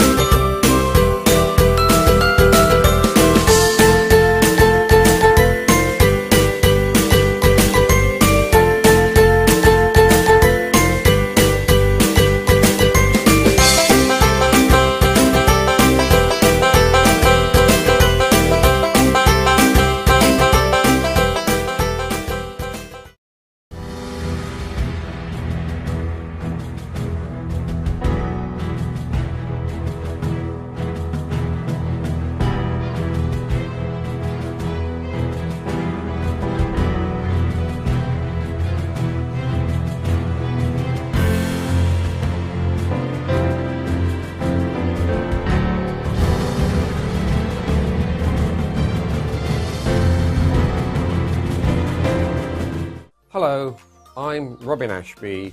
I'm a city councillor, I'm an advisor. I have done a lot of things in my life. I've been around the world, I've met many, many people. And I want to share with you in this series exclusively for South Asian Global Television my thoughts on a range of topics about how we make this a better world that we can all live in. And it's your world, it's your future, not mine. At the end of my career, so many people watching this will be at the beginning of their career. So how can I pass on some advice to you, give you some ideas, trigger some thoughts in your mind about how we can have a better world that we can all live peacefully in and in harmony, and we can create a better world for our future, not just for you, but for my children, my grandchildren, and the great-grandchildren still to come. So this first program of this series is about immigrants and immigration. Immigration is something that causes a great furore in our media. The numbers are the headlines, and nobody really understands what they mean. So that's the first thing that I want to address. But before I do that, what I just want to quote to you is something that was said by the late Shane MacGowan of the Pogues. They have the iconic Christmas anthem, The Fairy Tale of New York. And he said, I'll quote here, I've taken out the swear words, "People are talking about immigration, emigration, and the rest of the thing. It's all nonsense. We're all human beings." So that's what I want up front and centre in this talk, which is we are all human beings. We're all in this world together. It's the only world we've got. We're living the only life we've got. How can we make that better? So let's start off with Brexit. Brexit was the vote for Britain to leave the European Union, and it's been blamed on people's reaction to immigration. But is this a root cause? I don't really think so. I think it's very much a matter for debate. We can certainly say that it was a contributor to the greatest act of self-harm this country has ever carried through. And it has divided us. We've divided us almost down the centre. We stopped talking to each other. We stopped listening to other people's point of view. We get repeatedly stories about the new selfishness that's come forward as a consequence of Brexit and COVID. It's changed the way that we react between ourselves, and that is, in my view, is a bad thing. We need migrants in this country because we are becoming ever poorer. Is it a real issue, or is it a fear of immigration that split the Conservative vote and drove a lazy Prime Minister to charge forward with an ill-prepared referendum and then to be replaced by somebody whose explanation of what it meant was, for so long, Brexit means Brexit. Now that's just entirely meaningless. But what it did was to start to drive people away from this country, to drive away skills that we've been depending on for so long, and to create enmity where it did not exist before. So she was succeeded by another Prime Minister who was a showman, not a statesman, who contributed to our instability and division when we needed calm and unity. So the facts are that the net migration into this country was 672,000 for the year ending June 2023, and those are figures that are the best estimates from the Office of National Statistics, the national figures. But this is our first talking point. This is a preliminary estimate. The numbers can and will change, they always do, but the media get hysterical over the first numbers and they never really report when they're changed, and that we actually get a more realistic figure over time. So there's these figures called the net migration. Now this net migration is a key, this little word net is a key. That's the difference between the numbers of people entering the country, maybe on a permanent basis, and those who are leaving. And that just as there are more people being born rather than dying, that's a net increase which it contributes to a growth in the population, and that's a whole other area. So for the moment, any country needs a population that's increasing overall to do the work, to earn the wealth, to pay for the babies being born and raised, for the older people to give up work, and for the ones in the middle who can't work for whatever reason. That is what we call the society we live in. So there are, within these 672,000 net, there are a range of categories of people. So I've just got them listed here and I'll read them for you. The first one is asylum seekers. Then there's people coming to work here. Then there's people coming to train and study here. And family members being reunited. There are agreed humanitarian admissions that they're called, what we would call refugees, and a few other minor categories. Are these all bad? Well, let's talk about the ones that come here as students, like so many here in Newcastle.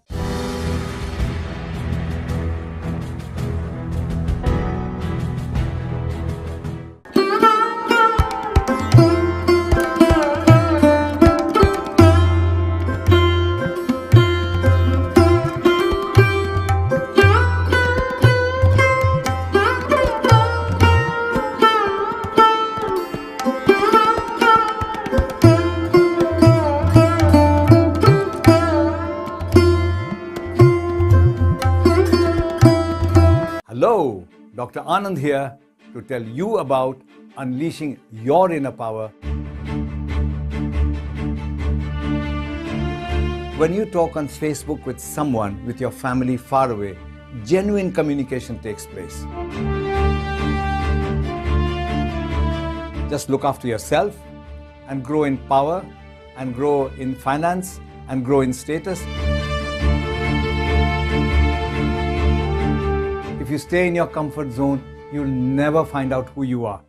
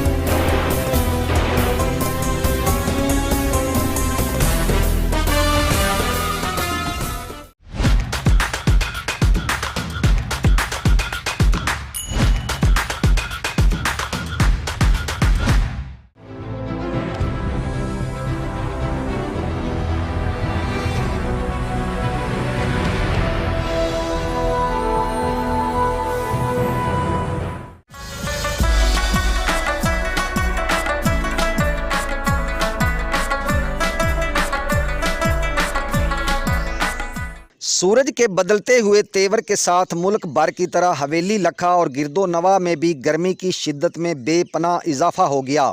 गर्मी की शिद्दत की वजह से शहरियों ने हवेली लखा road अड्डा हेड सुलेमान की, जिसे मुल्तान दिल्ली रोड भी कहा जाता है, सड़क किनारे लगे घने दरख्तों की छाँव के नीचे कैम मशरूबात पॉइंट का रुख कर लिया, जहाँ पर मुख्तलिफ़ किस्म की मशरूबात के पॉइंट कैम हैं।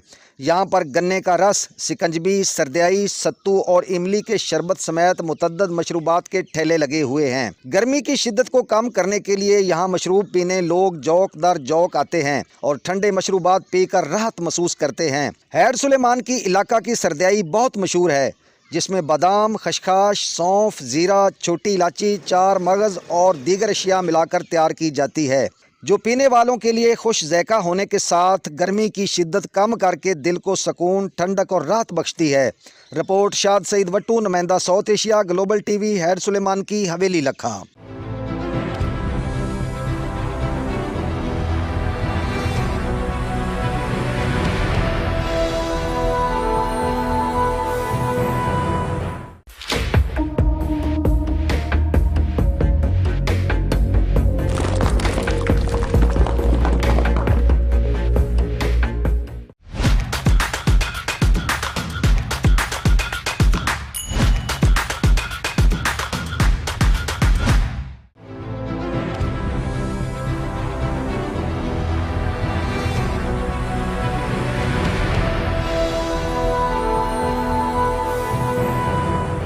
Hi, I'm Uma Malhotra and I welcome you to my show, Glow and Beyond with Uma Malhotra.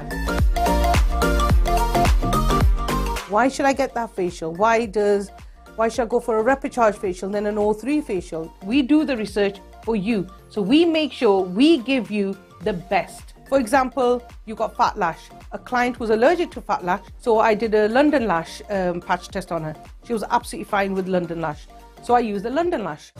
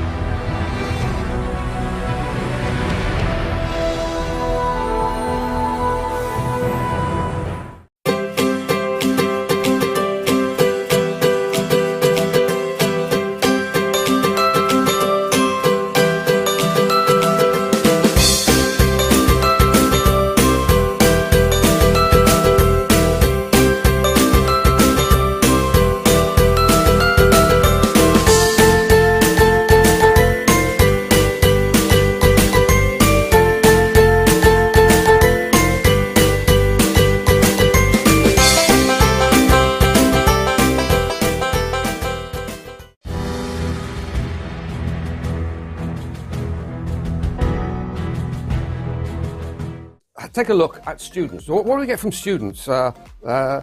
Large numbers of them. They pay fees to our universities and colleges much more than domestic students do. They keep our universities going. They pay for accommodation, houses, flats, halls of residence. They pay for food and drink and entertainment over and above that which is brought in by locals. They buy clothes. They send gifts home. In other words, they spend in our shops. They learn or improve their English, helping to secure it as the global language in the long term. Hopefully, they enjoy their experience here, so they can go home, they'll always have a soft spot for us in Britain. So, when it comes to doing business or sustaining relationships in the future, they'll be well disposed towards us. And some of the best and the brightest will stay a bit longer to do research, which will contribute to our pool of learning, just as some who helped invent the COVID vaccines did, for instance. In the year we're looking at, there were 282,000 people who came here to study. That adds up to a serious amount of what used to be called invisible earnings for this country. Now, family members in all groups amount to a lot of people though, and it's argued that they cost us. Certainly our government is trying to stop or slow them down, but let's put that aside for a minute too. Asylum seekers, they're people who say they fear persecution in their own countries for a range of reasons like race or religion or the political opinions. Accepting people who have such grounds are covered by international treaties, which we've agreed to because we can't see ourselves as civilized human beings without it. And it's an obligation, not an opinion. I'll just quote from a little bit of history here. In 1939, a boat full of Jewish refugees from the Nazis were turned away by Cuba, the United States and Canada, and they were returned from there to Belgium. Some were allowed into European countries. 254 of them were later murdered by the Nazis. They certainly right to fear persecution. They came to people's doors, they were turned away. Britain's better than that now, but we still make it hard for people who are genuine refugees. Despite this, the essential goodness of many is not crushed by the bureaucracy and the lack of thought. A while ago, I met a refugee who was trafficked here as a teenager and who's been trying to get what's called settled status. Let's call him MD for the sake of argument. So he told me, the UK is my home now. All my work is my intention to give something back to my community and the people of the UK, as I'm so grateful to the country. Yes, there are problems in my life, everybody has them, but regardless of that, we should all be there for other people. How true is that? Although he's a victim of modern-day slavery and trafficking, he's engaged with many local organisations. He puts us to shame. He's worked as a COVID vaccine volunteer, and he helped Newcastle City Council census team to approach local refugees and asylum seekers and to help fill in their census forms online. He sits on the National Advisory Panel of the University of Sanctuary, the UK movement, as a sanctuary ambassador. We're a serious sanctuary here in Newcastle, as a trustee of Newcastle's West End Refugee Services. He was the first asylum seeker to be elected as a delegate to the National Student Union Conference, representing fellow students from Northumberland Law School. I hope that others are listening to voices like his, not those of the bigots and the Little Englanders. He's shown he's already a far better Englander than many of them. His mother told him, be there for people and be there for your community. Something good will happen in return. If we want a single theme, a single phrase to sum up what I believe, that is it. His mother was right. And she would be proud that he's lived up to her standards and so comprehensively started to repay all of us in his new home. I'll be back with more in a few moments.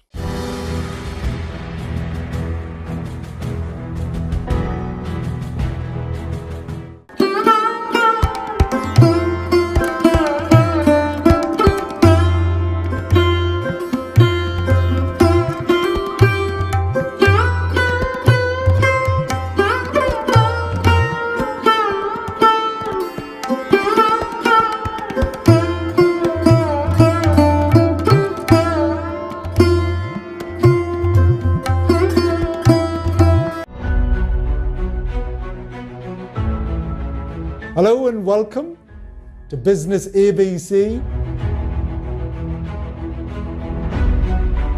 But the number one reason why businesses fail, whether they are starting or scaling or growing, is because of money.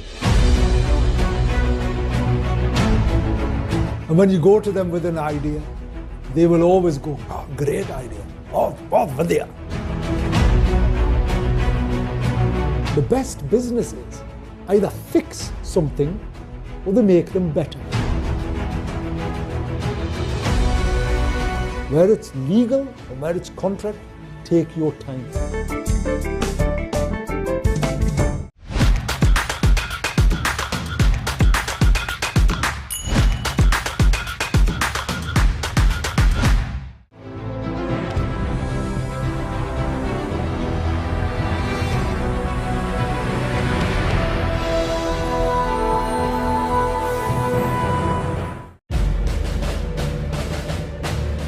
My name is Terence South.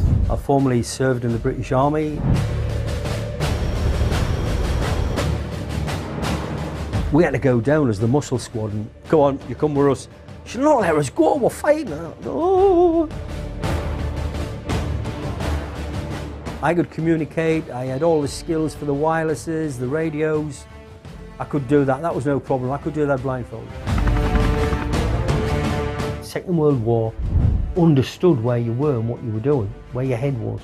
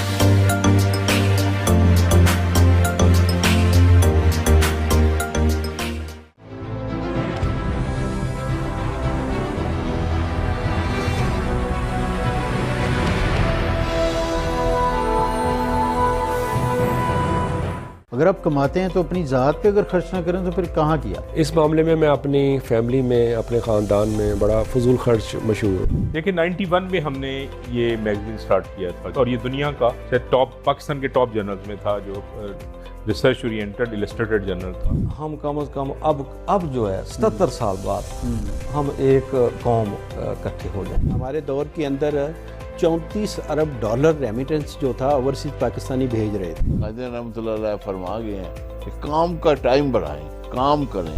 آپ یقین کریں کہ northern area کے packages اتنے زیادہ ہیں، ابھی پاکستانیوں نے ناردرن ایریا کو بھی نہیں ابھی اتنا ایکسپلور کیا.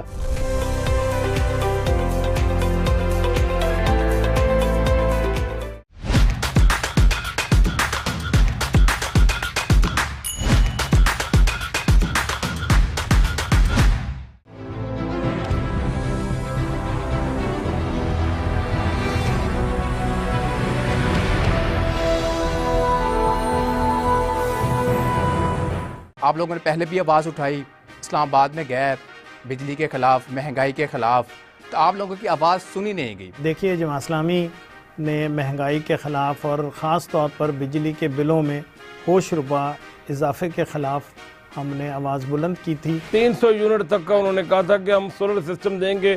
کراچی میں سندھ میں دینا شروع کیا ہوا، وہاں وہ ہماری حکومت ہے.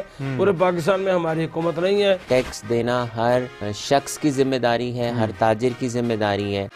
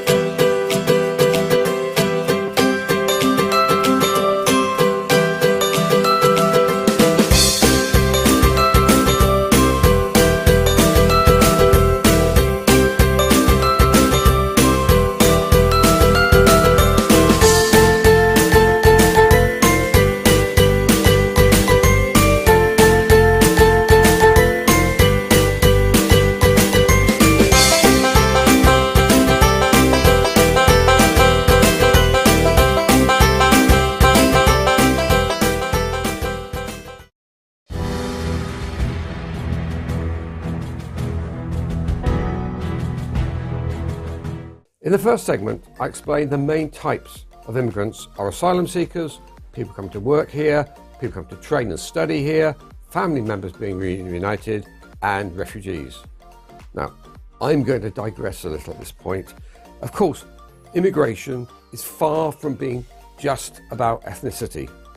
As a city of sanctuary, Newcastle is now home to Ukrainians as well as Afghanis who fled their own war-torn countries. Black lives matter in Newcastle now, as they always have.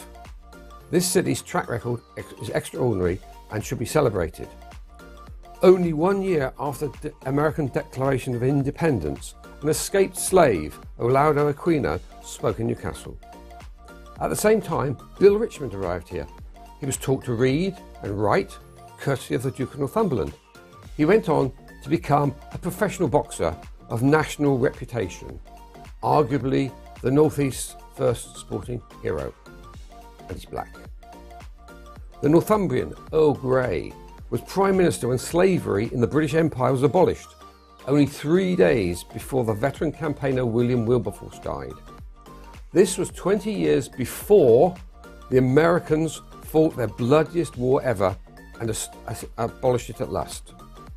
He also helped to liberate his own people with the Great Reform Act, which extended the voting franchise. That's why ordinary people contributed to his monument in the city of the centre. That's why ordinary people contributed to his monument in the centre of the city, which has become a rallying point for so many citizens protesting or celebrating. Escaped slave Frederick Douglass visited Newcastle to speak in 1846, and 2 Tyneside Quaker ladies raised the then large sum of £150 to buy his freedom. I landed on your shores as a slave and came back a free man, as he later wrote. He was one of the frequent speakers invited by the Gateshead and Newcastle Anti-Slavery Society and saw education as one of the keenest weapons in the armoury of improvement. There's a plaque in the city to mark where he stayed when he was here, and I've suggested that Douglas Way with 1 S off Old Eldon Square be renamed Douglas Way with 2 S's to commemorate him. In 1853, William Wells Brown, who'd been a slave in the US, visited Newcastle and remarked on the kindness of the Geordies he met here, saying, "In no place in the United Kingdom has an American slave or warmer friends than in Newcastle." Dr. Martin Luther King received the only honorary degree in the UK from the University of Newcastle. His I Have a Dream speech still resonates that one day people will be judged not by the colour of their skin, but by the content of their character. History's all very well, but what of today? Newcastle is a city of sanctuary reaching out to those fleeing oppression. But this council had to pass a motion pointing out that slavery in modern garb still exists, and a gang was jailed in 2018 for trafficking. As I recalled in the first segment, community supporter MD from Bangladesh was trafficked here. Now, about 300,000 people call Newcastle upon Tyne their home. Most of them were born here, 82% in fact. But relatively recent immigration is indicated by the approximately 25,000 who were born somewhere in Asia and 8,000 in Africa. And that's why I'm concerned that what we see all the time on UK TV is black minorities. That's not really us. Our largest minority by far are of Asian origin. Broadcasters in particular should not bundle all minorities together as they're prone to do. And that's why one of the reasons I was delighted to be asked to make this programme for South Asia Global Television. The other is that I recognise the huge value that immigrants bring to us. Most of them have grown to adulthood. They've been educated and have that vital get up and go spark, which makes them prepared to move around the world to make a new life and to contribute to our community through their work, creativity and taxes. They'll be making that contribution for as much as half a century to come. And their families born here will help bridge the gap that's forming as our national birth rate falls below 1.5 per couple, and the replacement rate is over 2.2 per couple. So we're moving towards less young people to sustain an ageing population and to help create national wealth to keep them alive, comfortable and healthy for as long as possible. So if you're an immigrant watching this, my message is simple: welcome. It's worth emphasising again at this point that the published figures for net migration, that's the numbers coming in less the amounts leaving. And there are lots of people who leave to work and settle abroad. Not as many as before Brexit, of course, which is one of the issues with the numbers. If you want to retire to Spain, that used to be easy. It's much less so now. Buying a property, getting in and out of the country are both now much more of a hassle.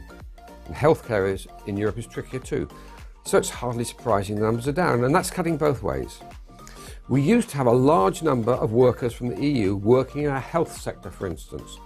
Those that left because of COVID and never came back, and because of Brexit, have had a big impact. The NHS is now short of 120,000 people, and the care sector is down by 180,000. Replacing those trained people organically will take time, if there are any Brits who want to do their jobs. One way would be to put up the wages, but that would mean more money needed for an NHS whose share of national income has been steadily growing over previous decades. In the care sector, rising wages will cause, in many cases, private provision, increasing the fees for older people whose savings and pensions have been squeezed. So now some will have to throw themselves back on the public sector. Again, more taxes will be needed at a time of the ongoing cost of living crisis. As I'm talking on South Asia Global Television, it's worth noting that last year over 22,000 people from India and 3,500 from Pakistan came to the UK as skilled workers. Another 46,000 came from India specifically as health and care workers, as well as 63,000 Indian dependents. That's an increase of about half on the previous year, and it's something I'll revert to. I sometimes wonder what impact having a Prime Minister of Indian descent has had on encouraging those movements. If anyone can reach the top here, there must be an opportunity for others. And with the Indian Premier League producing the best cricketers in the world, I'm sure there's a place for others following their example. There's a warm welcome for young men and women of ability at Newcastle City Cricket Club, which is located on Broadway West in my council ward. Although most of the committee and the team are South Asian of heritage, the club is part of the Gosforth Sports Association. There are shared facilities with rugby, baseball and other teams, all bound together by the love of sport and community. I'll continue with this topic next time I come to talk to you here on South Asian Global Television.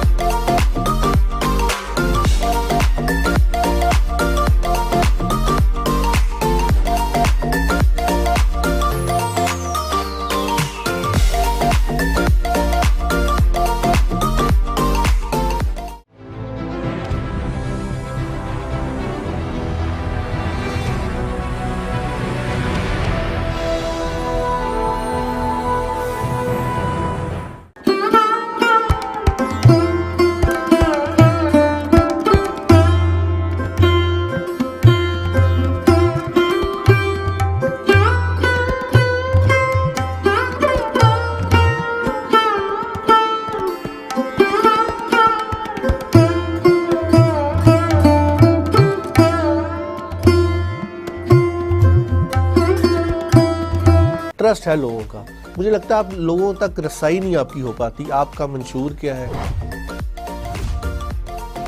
किसी सियासी जमात में इतना अच्छा इंतखाबी commission नहीं है। अच्छे content देखना चाहें तो फिर डेफिनेटली आहिस्ता सा चेंज तो आएगा ना, ग्रेजुअल। तमाम 12 ज़ोडिक साइन के ऊपर मुझे अबूर है। दुबई के पास वसाइल थे, आज पाकिस्तान के पास तो बहुत कुछ है। जो सेफ सिटी के हवाले से है वो अब तो काफी ज्यादा जो है दोबारा वर्किंग में आ गए हैं। हाँ, एक टाइम आया था जब काफी कम हो गए थे। 50 तो स्टार नहीं हो सकते, स्टार तो 3-4 ही होंगे किसी भी फील्ड के। बच्चे को देखा कि वो एक ऐप के अंदर घुसा हुआ है जिसको टिकटॉक कहते हैं।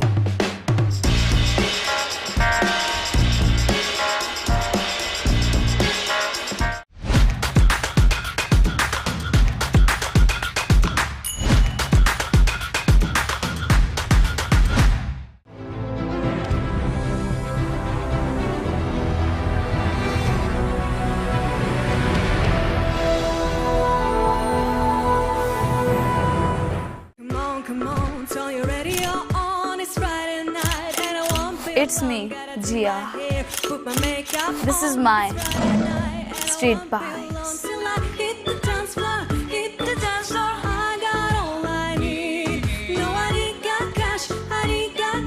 But I got you, baby.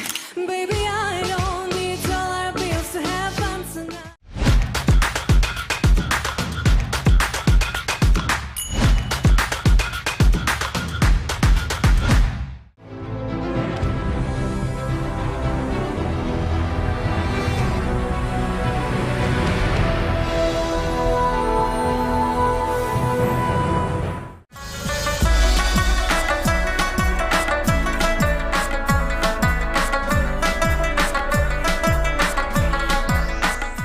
मई की धूप में जब हर तरफ गर्मी का राज होता है, ऐसे में कुदरत का ये जर्द तोहफा अमलतास न सिर्फ साया फराहम करता है बल्कि माहौल में रंगों की बहार भी ले आता है। अमलतास जिसे सोने की झाड़ी भी कहा जाता है, न सिर्फ एक खूबसूरत दरख्त है बल्कि इसका तिबी इस्तेमाल भी अहमियत रखता है। इसके फल जिसे मुकामी तौर पर सना कहा जाता है, कई यूनानी नुस्खों में बतौर दवा इस्तेमाल होते हैं। शहरियों का बात करते हुए कहना था कि जर्द रंग के फूल बहुत ही प्यारे लग रहे हैं। हम रोजाना कॉलेज जाते हैं तो इन्हें देखते हैं तो दिल बाग बाग हो जाता है। हुकूमत को चाहिए कि ऐसे दरख्त ज्यादा से ज्यादा लगाए। ये जर्द रंग के फूल बहुत खूबसूरत हैं और सुबह के टाइम जब हम आते हैं तो कॉलेज में बहुत खूबसूरत लगते हैं और दोपहर के टाइम भी छाँव का इंतज़ाम करते हैं हमारे लिए। और मसला ये है कि ये बहुत कम है तादाद में, हमें चाहिए और हुकूमत को चाहिए कि इसको और ज़्यादा बढ़ाएं और इनकी तादाद में इजाफा करें और शहर के मुख्तलिफ इलाकों में ऐसे पौधे लगाएं। शहरियों का कहना है कि ये दरख्त सिर्फ जीनत नहीं बल्कि माहौलियाती तहफ़्फ़ुज़ का जरिया भी है। ये गर्दो गुबार को जज़ब करते हैं और ऑक्सीजन फ्राहम करते हैं और शदीद गर्मी के मौसम में ठंडी छाँव बांटते हैं। जब सूरज तप रहा हो और हवा भी थम जाए, ऐसे में अमलतास के जर्द फूल कसूर वालों के दिलों पर ठंडक का फाहा रखते हैं।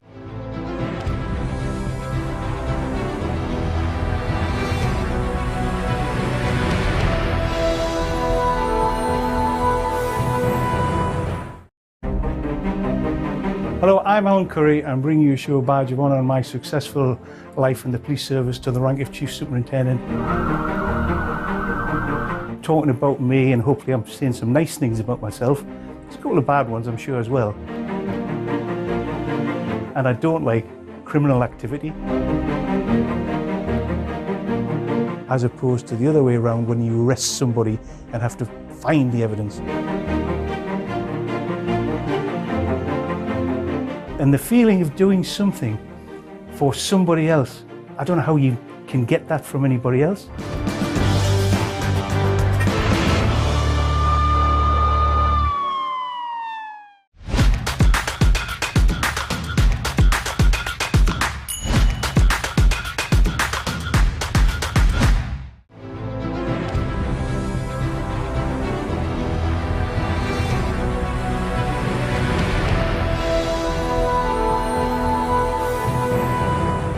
Hello, Dr. Anand here to tell you about unleashing your inner power.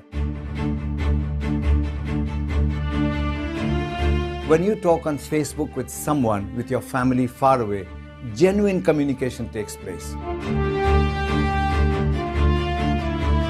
Just look after yourself and grow in power and grow in finance and grow in status. If you stay in your comfort zone, you'll never find out who you are.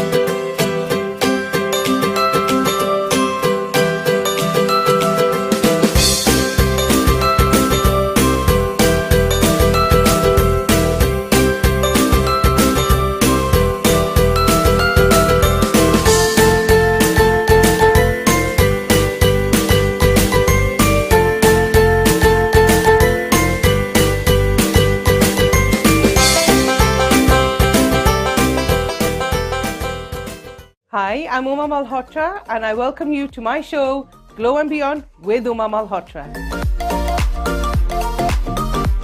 Why should I get that facial? Why should I go for a rapid charge facial then an O3 facial? We do the research for you. So we make sure we give you the best. For example, you got fat lash. A client was allergic to fat lash, so I did a London lash patch test on her. She was absolutely fine with London lash. So I used the London lash.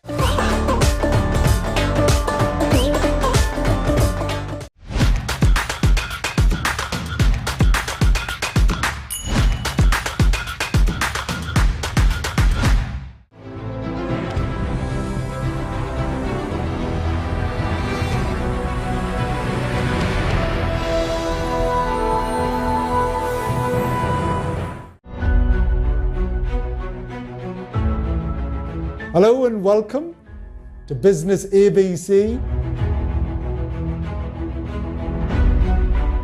But the number one reason why businesses fail, whether they are starting or scaling or growing, is because of money.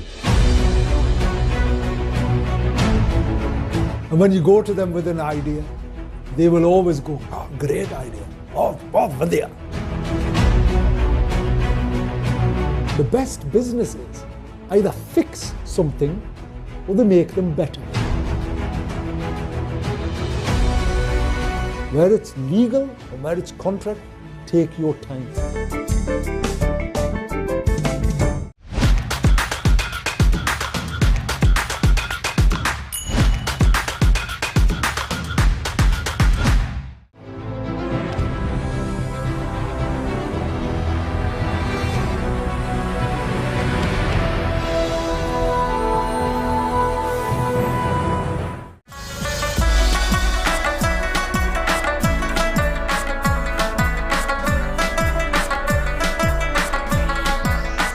मुल्क के दूसरे शहरों की तरह ननकाना साहब में भी जो गर्मी का ज़ोर जारी है, पारा जो है 40 से 44 डिग्री सेंटीग्रेड तक पहुंच चुका है और महकमा मौसमियात की जानब से आइंदा जो चंद रोज़ है उसमें भी गर्मी की शिद्दत बढ़ने का इम्कान है। गर्मी की शिद्दत बढ़ने के साथ साथ जो हीट वेव है इसमें भी काफ़ी इजाफा हो गया है। तिब्बी माहिरीन के मुताबिक इस गर्मी की शिद्दत से बचने के लिए लोग घरों से कम निकलें, अगर निकलना मजबूरी हो तो सर ढाँप कर निकलें। 12 बजे से लेकर 4 बजे के दरमियान बच्चे और बुजुर्ग भी घरों से कम निकलें। दूसरी जानब महकमा तलीम की जानब से 28 मई से सरकारी स्कूलों में तातीलात का ऐलान भी कर दिया गया है, जबकि रेस्क्यू 11, 22 और महकमा सेहत के अमले को भी हाई अलर्ट रहने के अहकाम जारी कर दिए गए हैं।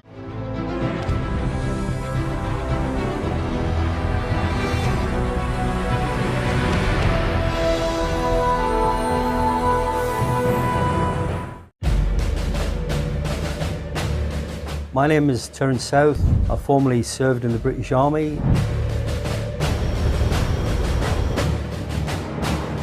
We had to go down as the muscle squad and come on, you come with us. She said, "No, let us go, we're fighting." No. I could communicate, I had all the skills for the wirelesses, the radios. I could do that, that was no problem. I could do that blindfolded. Second World War, understood where you were and what you were doing, where your head was.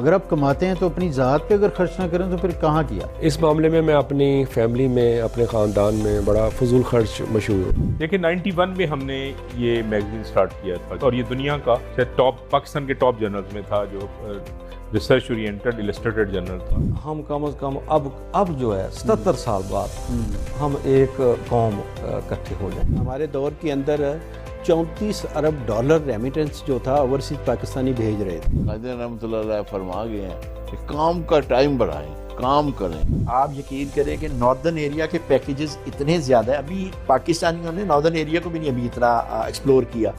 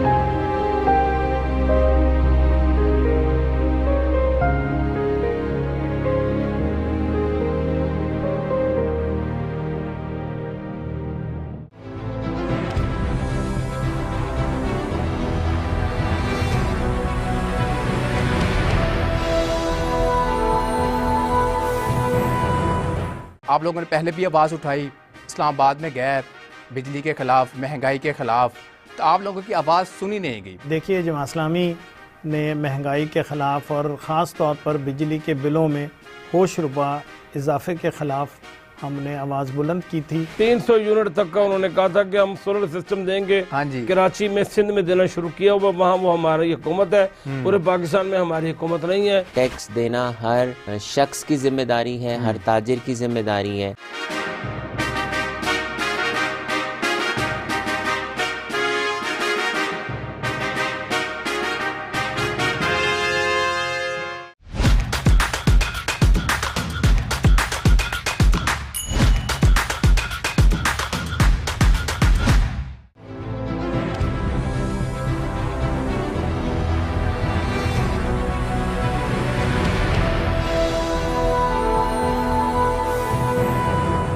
Trust ہے لوگوں کا.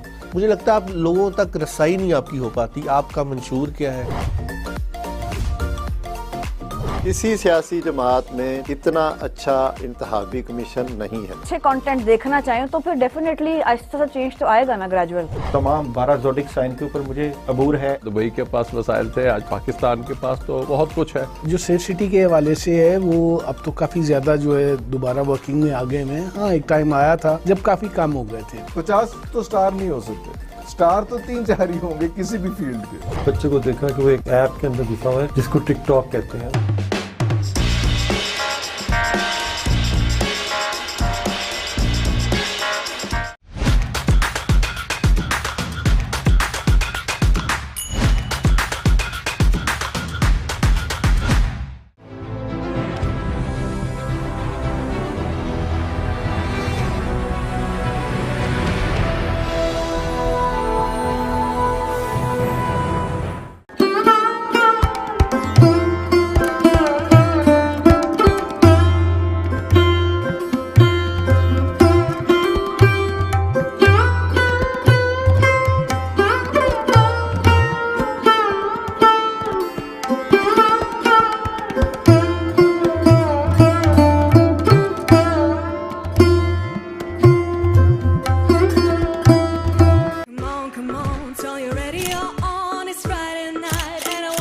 It's me, Jia. This is my Street Vibes.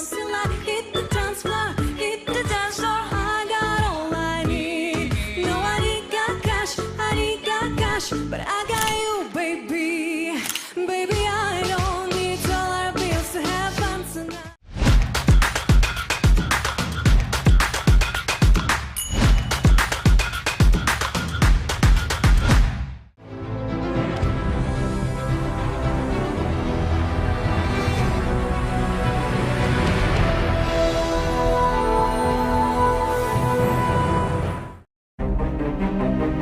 Hello, I'm Alan Curry. I'm bringing you a show badge of honour on my successful life in the police service to the rank of Chief Superintendent.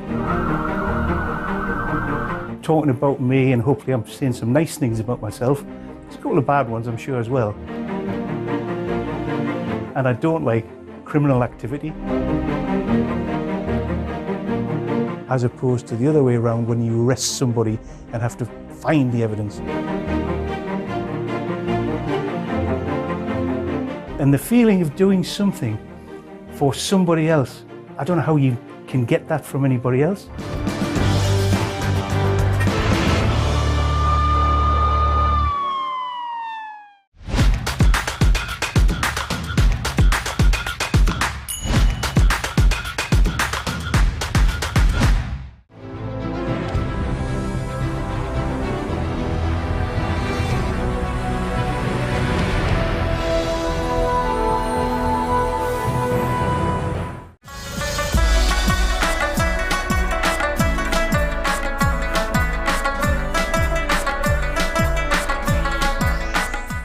سورج کے بدلتے ہوئے تیور کے ساتھ ملک بھر کی طرح حویلی لکھا اور گرد و نواح میں بھی گرمی کی شدت میں بے پناہ اضافہ ہو گیا۔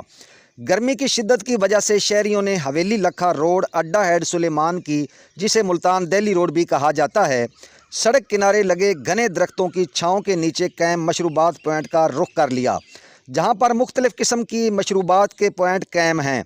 यहाँ पर गन्ने का रस, सिकंजबी, सरदियाई, सत्तू और इमली के शरबत समेत मुतद्दद मशरूबात के ठेले लगे हुए हैं। गर्मी की शिद्दत को कम करने के लिए यहाँ मशरूब पीने लोग जौक दर जौक आते हैं और ठंडे मशरूबात पीकर राहत महसूस करते हैं। हैड सुलेमान की इलाका की सरदियाई बहुत मशहूर है, जिसमें बादाम, खशखाश, सौंफ, ज़ीरा, छोटी इलायची, चार मगज़ और दीगर अशिया मिलाकर तैयार की जाती है, जो पीने वालों के लिए खुश ज़ैक़ा होने के साथ गर्मी की शिद्दत कम करके दिल को सुकून, ठंडक और राहत बख्शती है।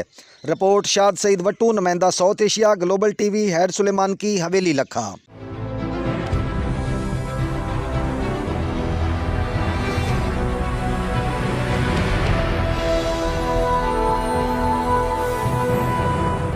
Hello, Dr. Anand here to tell you about unleashing your inner power.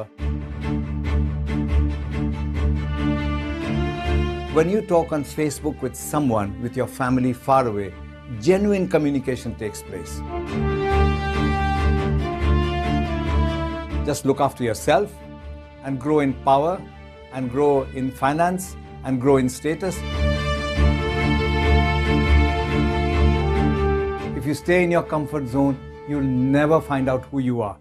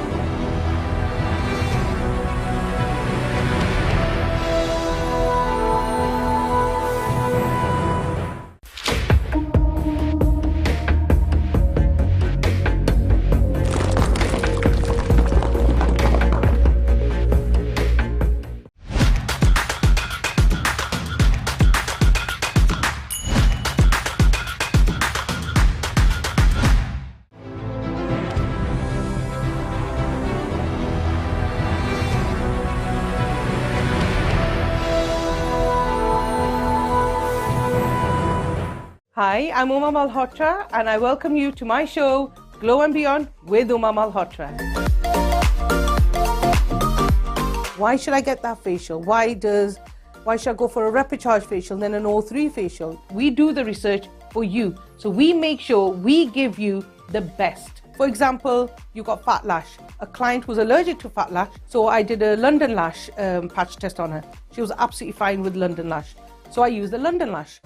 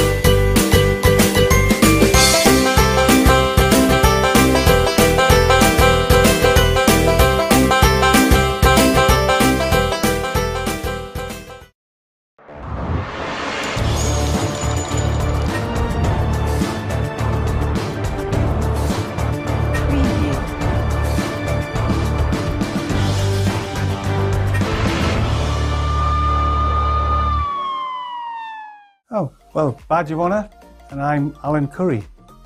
I've been discussing my police career and my background and where I came from to where I am at this relevant episode, shall we say. But one of the issues I think people sometimes don't recognise is, even though whatever rank I am, I always have a boss within the organisation who I can turn to for some issues, advice, guidance, and sometimes to get into trouble. But within the family life, I also have another boss, don't I? For those of you who are married, you'll understand that there's another boss somewhere. Now, it didn't matter, and I always took my wife to lots of places. She always said she wouldn't be a police widow. So when I did community forums and different issues, she went with me.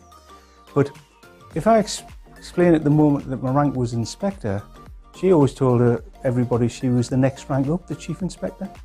And the worst of it was, in some ways, the people recognised her more than they did me in the context. And somehow, to be able to bring your family life along with your professional life actually worked really well for me within the organisation. But let's just put in perspective, if you're married, you go home, I mentioned before, I've got to put the bins out, I'm the one who does the decorating, the car washing and gardening is all my job and we have to do in relation to that. And of course, in the nicest possible way, and if you're married, you understand this, wives are incredibly suspicious when you get in late or when you're not there at the same time. So of course, I dealt, I'm jumping a little ahead, but I dealt with a firearms incident where it came out of the blue. It was a very cold night. We had the firearms team behind me. I'm in charge. It took 2 to 3 hours to solve. Now, I should have been finished work at 5 o'clock. I didn't get home until 9:30. But when I was at the scene, I got there very quickly. And as a consequence, I only had my shirt on. So one of the firearms officers, who happened to be a female, and she was really good, so don't get me wrong about the fact it's female, it's about the ability to do the job. So this lady I'd worked with a number of times, very professional, and she just said to us, Inspector, are you cold? She said, do you want to borrow one of my coats? So she did. She gave me a coat. I thought nothing of it. We resolved the issue, everything was fine, and I get home at 9:30, and my wife says, where have you been? So of course you tell the truth, because that's what we do as men, isn't it? We tell the truth, and I say, we've had a firearms incident. And this is where you will understand, anybody who's married or even in a relationship with a female, shall we say, they have a brilliant sense of smell. So as a consequence, it's a bit I suppose I'm going to say like a dog smelling you, but I can just say her next to me, sniff, sniff, sniff. And of course I hadn't realised I'm smelling a perfume, aren't I? So I've been professional, I've done everything I'm supposed to do within the job, I get home and I'm smelling a perfume. To explain to my wife what I've been doing, this is not really a secret, but I'm going to share it with you. I spent the night in the spare room because she didn't actually believe me. So the point of the story is the fact that, yes, you've got a boss at work, but what about the home life and how that all fits in, and particularly with the wife, right? Okay, the children, grandchildren, I mentioned that, they're good fun. I mean, some good stories with the grandchildren, but the wife never really believes where you've been. So you've got all these pressures at work, and then you come home, and yes, okay, I've been married 40 years. I wouldn't swap her for the world. But in some ways, she was particularly good at making me better, because her ability to keep me on my toes at home assisted me in some of my life skills and keeping me on my toes at work. And that's how, in the world in which we live in, you always have more than one boss. I've mentioned some of the incidents I've been involved with, and even when I go home, and I always used to discuss what I'd done because she would ask, but she would even, in a very safe environment, as I used to do with my young officers, she'd say, well, Alan, why did you do that? Or could you not have done this? And in the cold light of day, sometimes some of the best debriefing of your ability, what you've done, what you could have done better, actually came from my wife. And that, in some ways, and well, I'm not going to say in some ways, in a lot of ways, actually was the power behind the throne that allowed me to progress in the job. with a grounding. I didn't ever get carried away because I had a nice rank, because you could have a good rank in the organisation, but when you come home, you're the husband, and let's be fair. Am I being cynical? Am I being correct? How many married men are out there? Who is the weaker sex? Is it the man or the woman in the relationship? Or do we just take the line of least resistance? I'm not sure. But I have a lot to thank my family and wife for that made me the person I ultimately ended up within the organisation.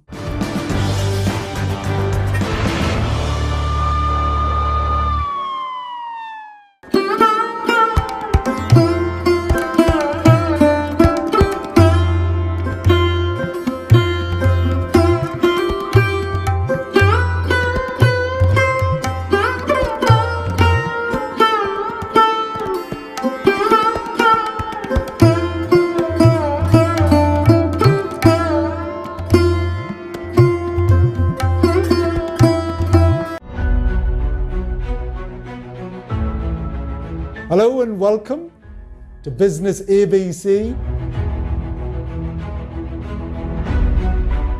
But the number one reason why businesses fail, whether they are starting or scaling or growing, is because of money. And when you go to them with an idea, they will always go, "Oh, great idea. Oh, vadya." The best businesses either fix something or they make them better. Where it's legal or where it's contract, take your time.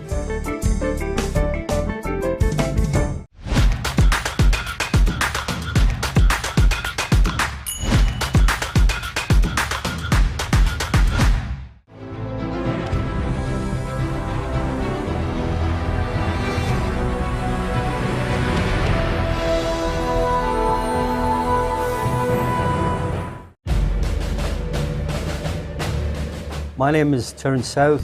I formerly served in the British Army. We had to go down as the muscle squad and go on, you come with us. She said, "No, let us go, we're fighting." No. I could communicate, I had all the skills for the wirelesses, the radios. I could do that, that was no problem. I could do that blindfolded. Second World War, understood where you were and what you were doing, where your head was.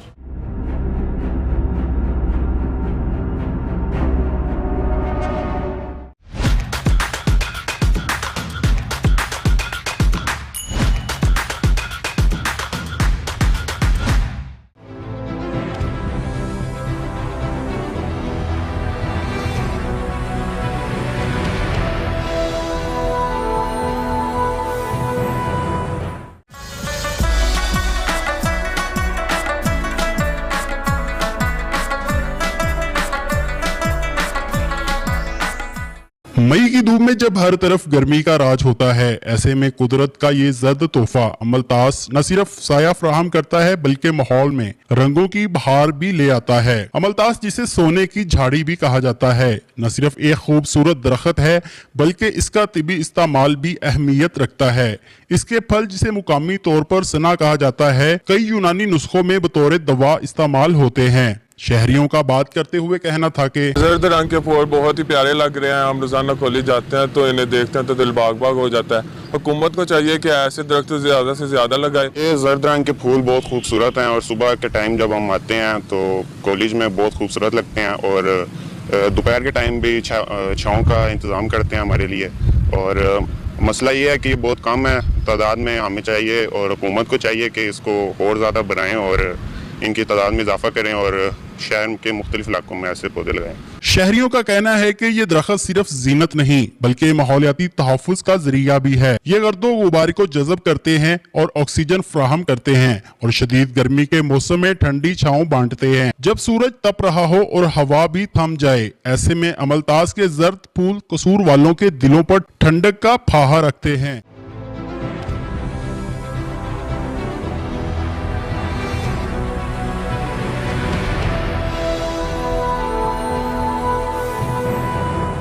अगर आप कमाते हैं तो अपनी ज़ात पे अगर खर्च ना करें तो फिर कहाँ किया? इस मामले में मैं अपनी फैमिली में, अपने ख़ानदान में बड़ा फजूल खर्च मशहूर हूँ। देखिए 91 में हमने ये मैगजीन स्टार्ट किया था और ये दुनिया का टॉप, पाकिस्तान के टॉप जर्नल्स में था, जो रिसर्च ओरिएंटेड इलस्ट्रेटेड जर्नल था। हम कम अज़ कम अब जो है 77 साल बाद हम एक कौम इकट्ठे हो जाए। हमारे दौर के अंदर 34 अरब डॉलर रेमिटेंस जो था ओवरसीज पाकिस्तानी भेज रहे थे। कादिर रहमतुल्लाह अलैह फरमा गए हैं कि काम का टाइम बढ़ाएं, काम करें। आप यकीन करें कि नॉर्दर्न एरिया के पैकेजेस इतने ज़्यादा है, अभी पाकिस्तानियों ने नॉर्दर्न एरिया को भी नहीं अभी इतना एक्सप्लोर किया।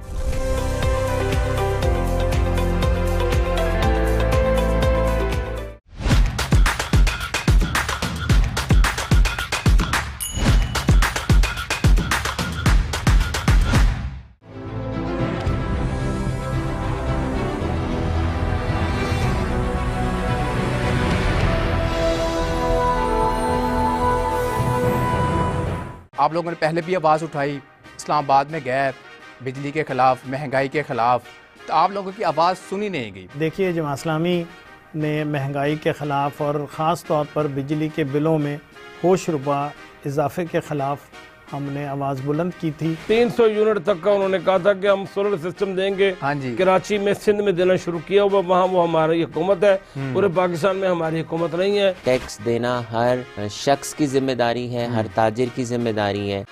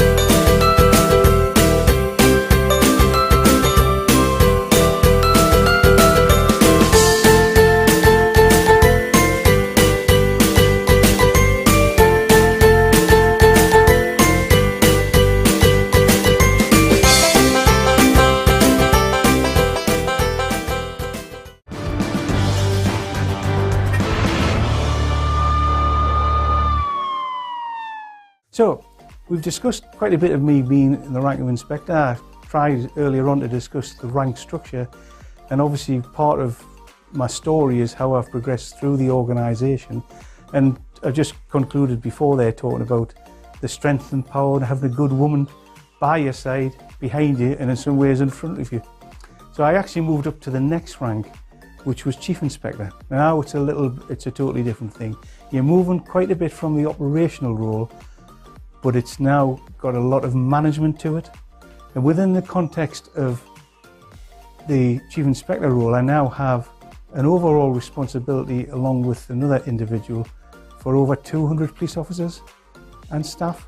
That's totally different, because now you've got your inspectors doing the job you were doing. And the big thing about learning is the fact that you know you can do the inspector's job, but you don't want to encroach on their ability to do their job. They only need to know that I'm about when they need me, or sometimes when the situation arises that they can't cope with or it needs to go to a different level. And that's what I did as an inspector. I mentioned before, I had a person who was above me when I needed to go to. So I'm now at a location called Whitley Bay, which is in the Newcastle area. And we have a very vibrant nightlife, and I mean vibrant. Every bank holiday, the only thing the local newspapers wanted to know was how many people we'd arrested for drunkenness or antisocial behaviour, and it regularly ran at about 35 to 40 people in maybe a 10-hour period. But we knew that one of the larger establishments was having one or two little issues. So what we did was we do work with, it's not quite like on the television, but we do have officers who work in plain clothes and work in an undercover capacity. And we recognised by doing the nightlife scenario that we had significant drug dealing going on at a premises in the Tynemouth area. Now, this is a totally different perspective of dealing with a day-to-day telephone call incident where somebody rings up and there's a problem, stolen car, burglary, etc. This is about assimilating evidence, creating a file and striking at the right time to ensure the individuals who are a scourge on society, particularly with drug dealing, are at the stage where basically once they're arrested, the evidence has already been achieved, as opposed to the other way around when you arrest somebody and have to find the evidence. So we spent 2 months with undercover officers dealing with this particular incident. We had the evidence, and it seems strange, but we'd bought an awful lot of drugs. Now, you don't expect your police officers to buy drugs, but obviously we're assimilating evidence. We're buying drugs, and it's at the time it was probably ahead of the game, so I'm not giving any state secrets away here. We bought drugs with £20 notes, but before we paid the £20 notes to the drug dealers, we photographed them and put them through the fax machine. So at the time the fax was time and dated, so for argument's sake, at 10 o'clock at night, those £20 notes were in the police possession, and at 11 o'clock at night, they were in the possession of having bought drugs from the drug dealers. And that's how we managed to prove on a continual basis we were buying and selling, no, not selling, we weren't selling, buying drugs, right? Of course, the next step is planning.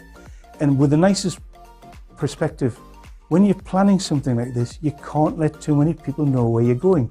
Because if you've got 120, 180 police officers who know where they're going to raid a premises, well, even just talking to the family at home, word gets out. So it's a really top secret operation to deal.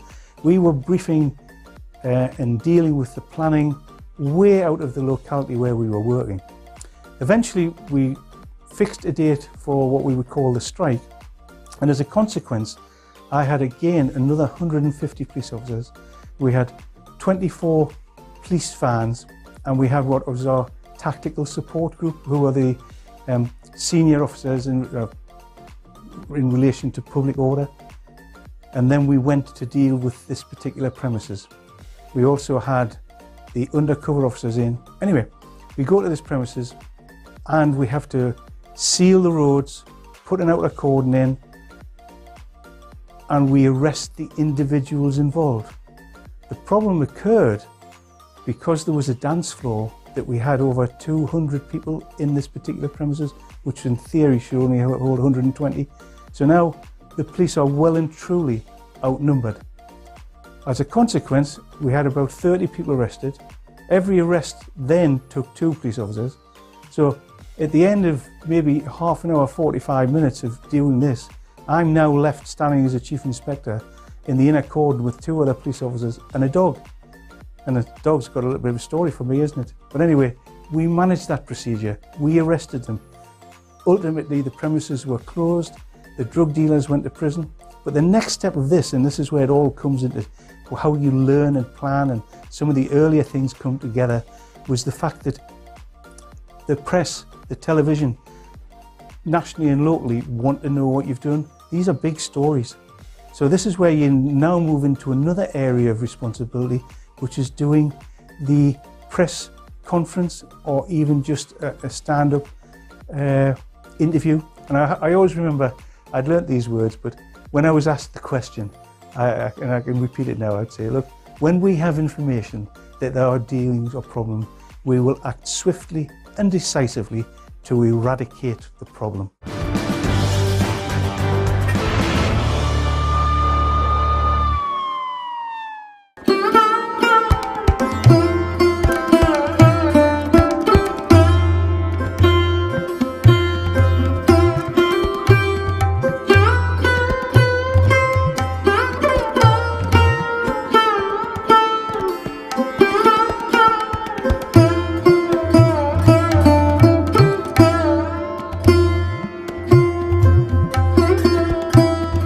Trust है लोगों का।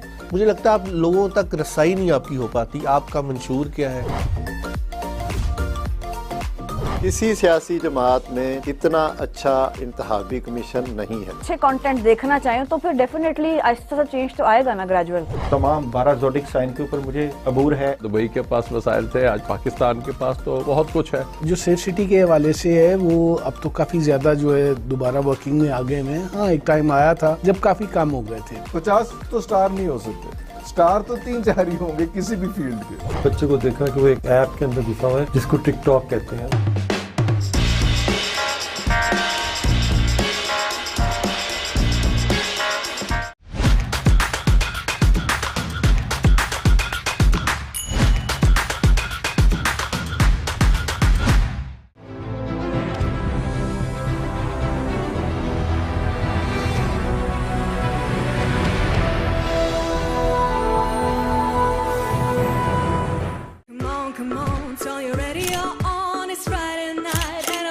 It's me, Jia. This is my street vibes. Hit the dance floor, I got all I need.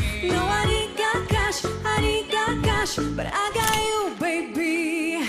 Baby, I don't need dollar bills to have fun tonight.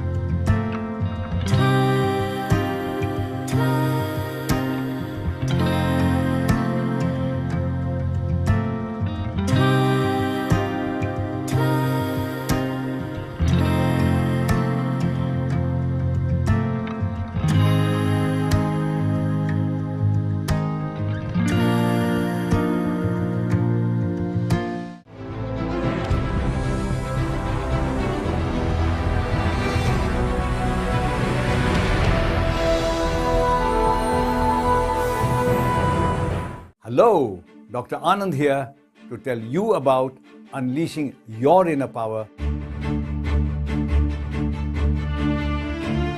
When you talk on Facebook with someone with your family far away, genuine communication takes place. Just look after yourself and grow in power and grow in finance and grow in status. If you stay in your comfort zone, you'll never find out who you are.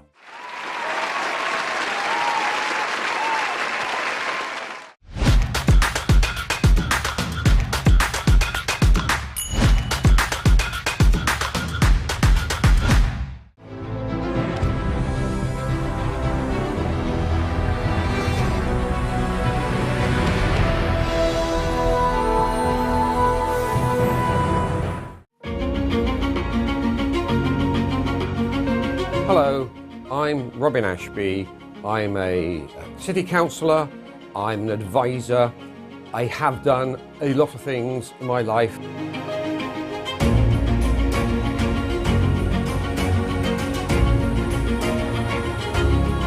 Mix some hot Chileans, cool Jamaicans, Dominicans, Trinidadians and Bajans, with some Ethiopians, Chinese, Vietnamese and Sudanese. There were 282,000 people who came here to study. We can absolutely understand that first generation come here and they're in a strange land where they have to learn new customs and it's cold as well.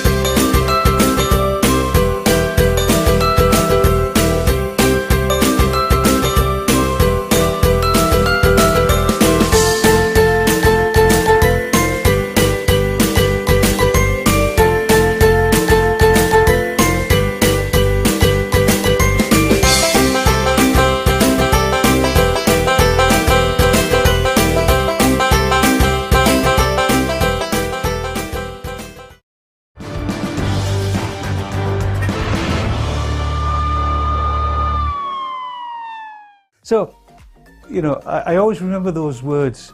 You know, I repeat them again. So, you know, we will act swiftly, decisively, and eradicate the problem. It sort of reminded me a little bit at the time, and somebody said that when they watched it. It's a bit like watching the film The Terminator or something like Arnie, but we just wanted to be positive and correct and ensure that the community knew we were acting on their behalf. And of course, we do get some training in the press, and that's how, as you progress within the organisation, you develop the skills and have different courses to do. And I was always taught that when you're talking to the press, there's two parts of things you do, and this is again not giving anything. If you've got an interview, now you know that not everything I would say in a press conference will be televised. There'll be a little bit of selective counting. But one thing we did always try to do was tell the truth. And this may be a little bit cynical about politicians who changed the conversation around a little bit. But we were generally asked factual questions and hopefully give you factual answers. But I was always taught, and you may not know this, but the first thing you ask the interviewer is, what's your first question going to be? And of course, once I've got the first question, I can move on. And the other side, from a police perspective, is we're always looking to ensure we get what we called our core message out. So I'd have the first question, and generally the core message would be something like, we are looking for witnesses, anybody seen this, contact this number. But when you've got different, and let's say quality of interviewers, not everything goes well. And there's a number of times where we have to say, stop, start again. And then of course, you know, there are the stupid questions which maybe are asked and you give an answer, but you think, what a silly question. You know, what colour was that black car? I mean, you know, and I've had that one when we're asking for witnesses or whatever. When the interviewer would say, what colour was that black car? Well, where do you go to a question for an answer to a question where the answer is in the question, if that makes sense? You know, how tall was the man who ran away when we're talking about females? So we are trying, and I'm trying to be my best professionally, and let's be fair, there's some very professional interviewers. But the other side of things is some of the interviewers are learning their skills at the same time and manage to ask, let's say, less than professional questions. I was going to use another phrase there, but on the same token. And so you do get, and then of course there's the television interview, which is even worse in the context of them sitting in front of somebody, asking a question. And if even as I'm standing here now and talking to yourself, it's the issue about sometimes, and I'll do it now just for an example, but I always worried when I was speaking to people or talking to people when they ask a question and they look away and they can't give you eye contact and they do the issues of turning their body. So there's a lot in body language. And again, television interviews and interviewers, as well as being the interviewee, is a different skill. And some of those issues that arose, yes, they're humorous. And, you know, there's one that's particularly good. And it was a firearms incident, actually. We were doing a documentary and the interviewer was talking to the police officer who'd been dealing with this particular firearms incident. And of course, we put the masks on them because they can't be seen. We play the game. He was standing with his rifle, gun, whatever it was. And the interviewer said to the officer, he said, and what did you feel about the incident? Were you frightened? And the officer said, no, we train very hard. We are very professional. And just at that moment, the magazine dropped out of his gun and fell on the floor. I mean, you couldn't get a worse situation from a police perspective of telling everybody how professional we are as the magazine drops out of the floor. And of course, the officer who was dead concerned, because if you're a firearms officer, it really is the worst possible thing that can happen to you. And he said to me, he said, Inspector, he says, you won't tell anybody, will you? Because there was only the two of us there. And I couldn't resist it. I said, no, look, don't worry. I can keep a secret. It's the people that tell who can't. Well, that's my career up to date. But it would appear in the finest traditions of a movie star, I'll be back on South Asia TV.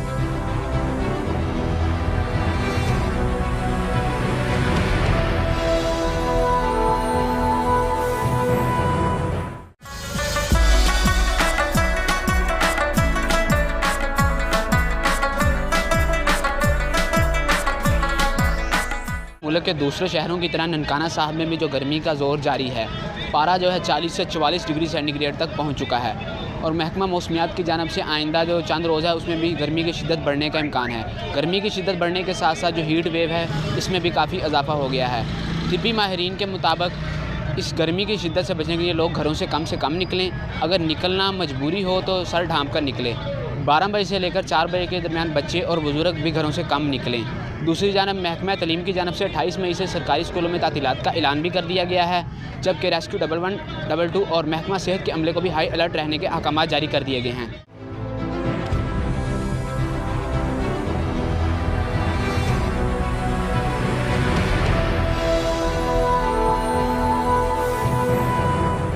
Hi, I'm Uma Malhotra and I welcome you to my show, Glow and Beyond with Uma Malhotra. Why should I get that facial? Why should I go for a Repicharge facial then an O3 facial? We do the research for you. So we make sure we give you the best. For example, you got fat lash. A client was allergic to fat lash, so I did a London lash patch test on her. She was absolutely fine with London lash. So I used the London lash.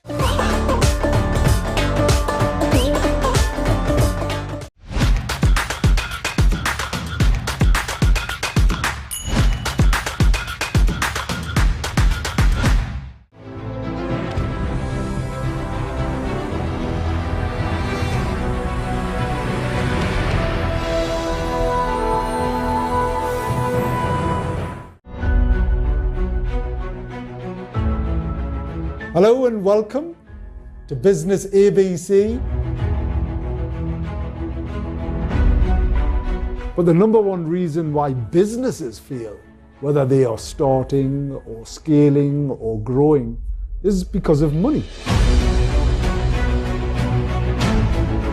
And when you go to them with an idea, they will always go, "Oh, great idea. Oh, vadya." The best businesses either fix something or they make them better.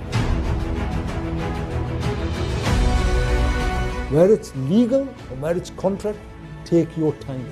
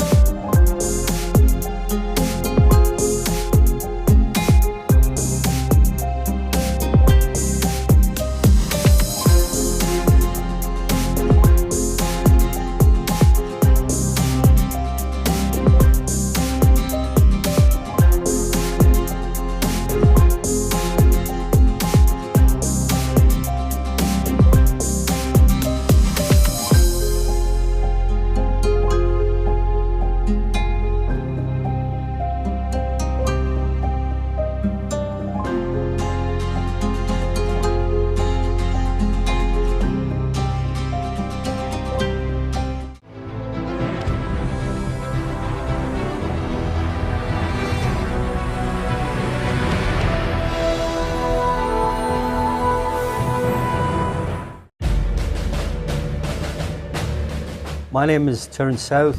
I formerly served in the British Army. We had to go down as the muscle squad and come on, you come with us. She said, "No, let us go, we're fighting." No.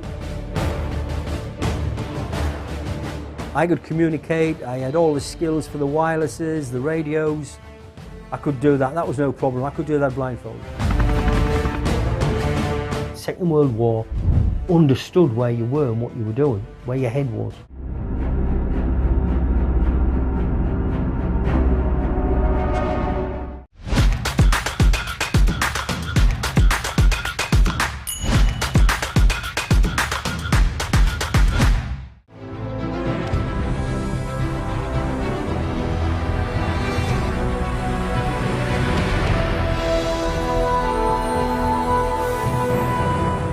अगर आप कमाते हैं तो अपनी ज़ात पे अगर खर्च ना करें तो फिर कहाँ किया? इस मामले में मैं अपनी फैमिली में, अपने ख़ानदान में बड़ा फजूल खर्च मशहूर हूँ। देखिए 91 में हमने ये मैगज़ीन स्टार्ट किया था और ये दुनिया का टॉप, पाकिस्तान के टॉप जर्नल्स में था, जो रिसर्च ओरिएंटेड इलस्ट्रेटेड जर्नल था।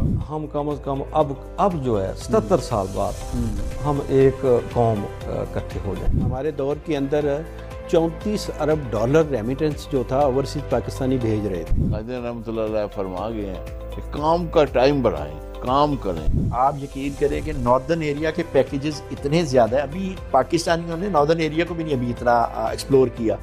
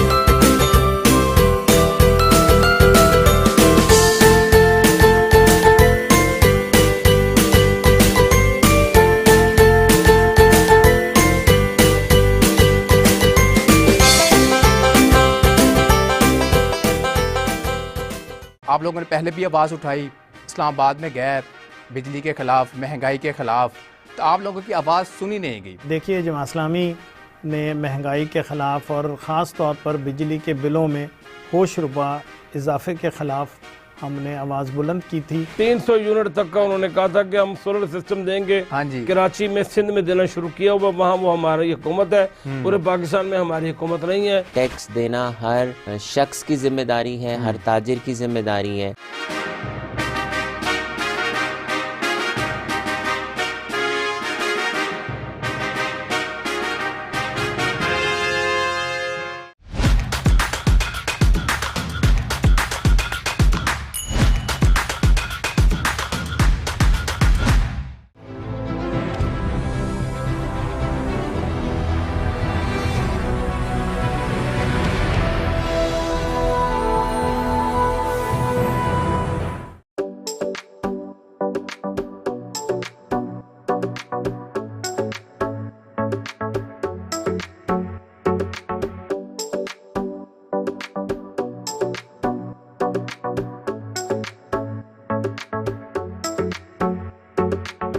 लाहौर के शाह आलम चौक में एक ऐसी मस्जिद वाक़या है जिसे एक रात में तामीर किया गया था।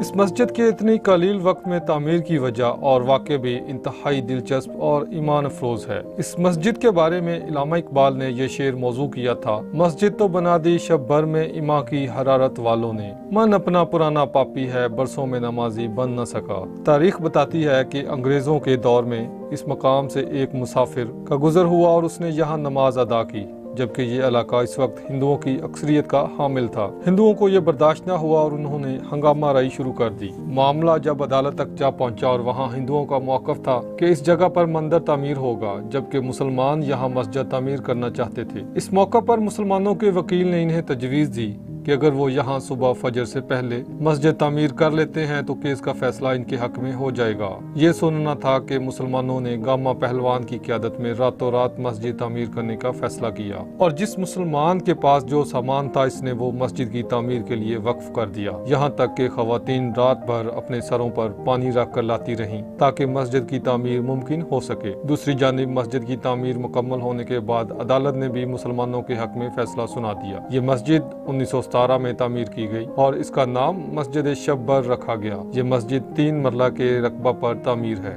درج بالا کتھا تو اس روایت پر مبنی ہے جو سینہ بسینہ چلتی آ رہی ہے اور زبان زد عام ہے، یعنی ہر ایک نے ذیب داستان کے لیے حسب ضرورت اس میں اضافہ کیا۔ اصل معاملہ تھوڑا مختلف ہے۔ نقوش لاہور نمبر میں اس مسجد کی تعمیر کا معاملہ کچھ اس طرح درج ہے۔ ابتدا میں یہاں پر ایک کچا سا چبوترا تھا جس پر لوگ نماز پڑھا کرتے تھے۔ اس کے قریب ہی ہندوؤں کا ایک مندر تعمیر ہوا۔ مسلمانوں کو مسجد پختہ کرنے کا خیال آیا تو حکومت نے ہندو مسلم فساد کے پیش نظر اس کی اجازت نہ دی۔ مئی 1922 میں ایک روز پرجوش نوجوانوں نے آپس میں مشورہ کر کے رات میں یہاں مسجد کھڑی کر دی۔ وہ عشاء کی نماز کے بعد کام پر لگے اور فجر کی نماز کے بعد فارغ ہوئے۔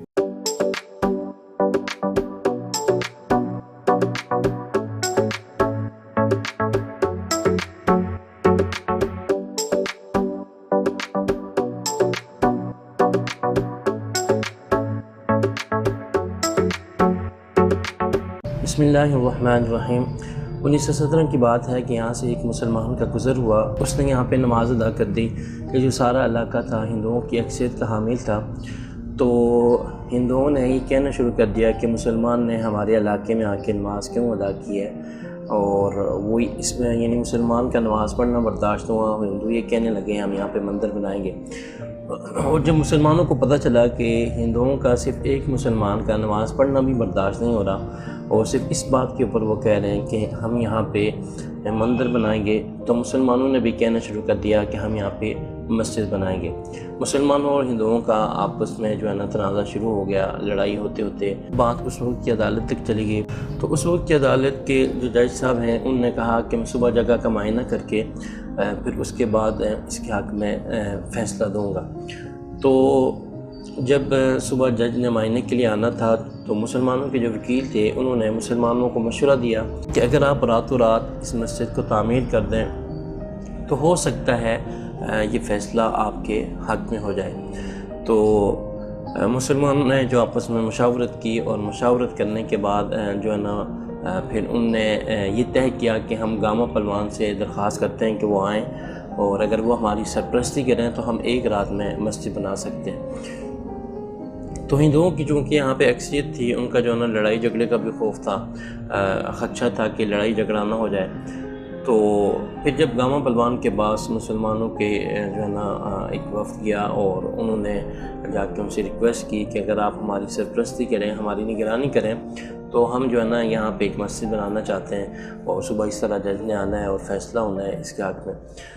تو اس گاما پہلوان نے یہ کہا کہ جو ہے نا انہوں نے جو ہے نا حامی بھر لی اور جو ہے نا وہ تشریف لے آئے اور وہ شالمی چوک میں آ کے وہ بیٹھے اور جو ہے نا بہت سارے مسلمان پھر اکٹھے ہوئے تو انہوں نے مسجد کو تعمیر کرنا شروع کر دیا۔ اور جب صبح فجر کی نماز اذان کا ٹائم تھا تو اس وقت تک جو ہے نا مسجد کو مکمل تعمیر کر لیا گیا تھا۔ تو پھر جب نماز ہو رہی تھی تو اس وقت جو ہے نا ہندو آئے تو ہندوؤں نے دیکھا کہ یہ تو پہلے سے تعمیر شدہ عمارت موجود ہے اور مسلمان تو یہاں پہ نماز ادا کر رہے ہیں۔ تو اس طرح ہندوؤں نے ایک دوسرے کو اکٹھا کر کے بلایا ہوا تھا۔ کچھ ہندو تو یہ دیکھ کے ہی واپس چلے گئے کہ بھائی یہ تو پہلے سے تعمیر شدہ عمارت موجود ہے، مسلمان نماز بھی ادا کر رہے ہیں۔ تو انہوں نے اپنے دوسرے ہندوؤں سے جو لوگ تھے ان سے کہا کہ بھئی آپ نے ہمیں اتنی دور سے کیوں بلایا؟ تو وہ آپس میں یعنی ان کو یہ کہہ کر واپس چلے گئے۔ اور پھر تھوڑی دیر کے بعد جج آیا تو جج نے بھی آ کے کیا دیکھا کہ یہ عمارت پہلے سے تعمیر شدہ ہے، تو جج نے مسلمانوں کے حق میں فیصلہ دے دیا۔ اس وقت یہ قانون ہوتا تھا کہ کوئی بھی مذہبی عبادت گاہ اگر پہلے سے تعمیر شدہ ہے تو اس کو گرایا نہیں جا سکتا تھا۔ تو پھر جب علامہ اقبال کو پتہ چلا کہ مسلمانوں نے ایک رات میں مسجد تعمیر کر دی ہے تو پھر علامہ اقبال نے یہ شعر کہا تھا کہ مسجد تو بنا دی شب بھر میں، ایمان کی حرارت والوں نے، من اپنا پرانا پاپی ہے کہ برسوں میں نمازی بن نہ سکا۔ اور اس مسجد کو جو ہے نا 1917 میں بنی، پھر اسی طرح مختلف اوقات میں اس کو ریپیئر کیا جاتا رہتا ہے۔ 1354 ہجری میں اس کو دوبارہ ریپیئر کیا گیا، پھر تیسری بار 2007 میں اس کے جو لینٹر تھے وہ بوسیدہ ہو گئے تھے، اور اس کو جو ہے نا پھر 2007 میں میرے سامنے جو ہے نا اس کو پھر دوبارہ تیسری بار ریپیئر کیا گیا۔ اسی طرح جو وقتاً مسجد کا جو کام نکلتا رہتا ہے تو وہ کام ہوتا رہتا ہے، اور اس مسجد کو آج بھی جو ہے نا لوگ جو ہے نا دور دور سے دیکھنے کے لیے آتے ہیں، اور یہاں پہ نماز پڑھنا ایک سعادت سمجھتے ہیں۔ اور اکثر لوگ تو یہ بھی کہتے ہیں کہ ایک رات میں مسلمانوں نے کیسی مسجد کو تعمیر کیا، تو کئی لوگ تو یہ کہتے ہیں کہ جنات نے شاید تعمیر کی ہو، لیکن میں یہ کہتا ہوں کہ اگرچہ اللہ تعالیٰ کی مدد شامل حال ہو تو یہ تو بہت چھوٹی سی عمارت تھی، بہت بڑی بڑی اور بلند عمارتیں بھی اللہ تعالیٰ کی مدد سے بنائی جا سکتی ہیں۔ ਇਹ ਸਾਡੇ ਵੱਡੇ ਦੱਸਦੇ ਨੇ ਇਹ ਹਿੰਦੁਸਤਾਨ ਜਦੋਂ ਪਾਕਿਸਤਾਨ ਬਣਿਆ ਸੀ ਨਾ ਤੇ ਉਸ ਤੋਂ ਪਹਿਲੇ ਦੀ ਇਹ ਮਸਜਿਦ ਤਿਆਰ ਹੋਈ ਹੈ ਤੇ ਇੱਕ ਰਾਤ 'ਚ ਤਿਆਰ ਹੋਈ ਸੀ।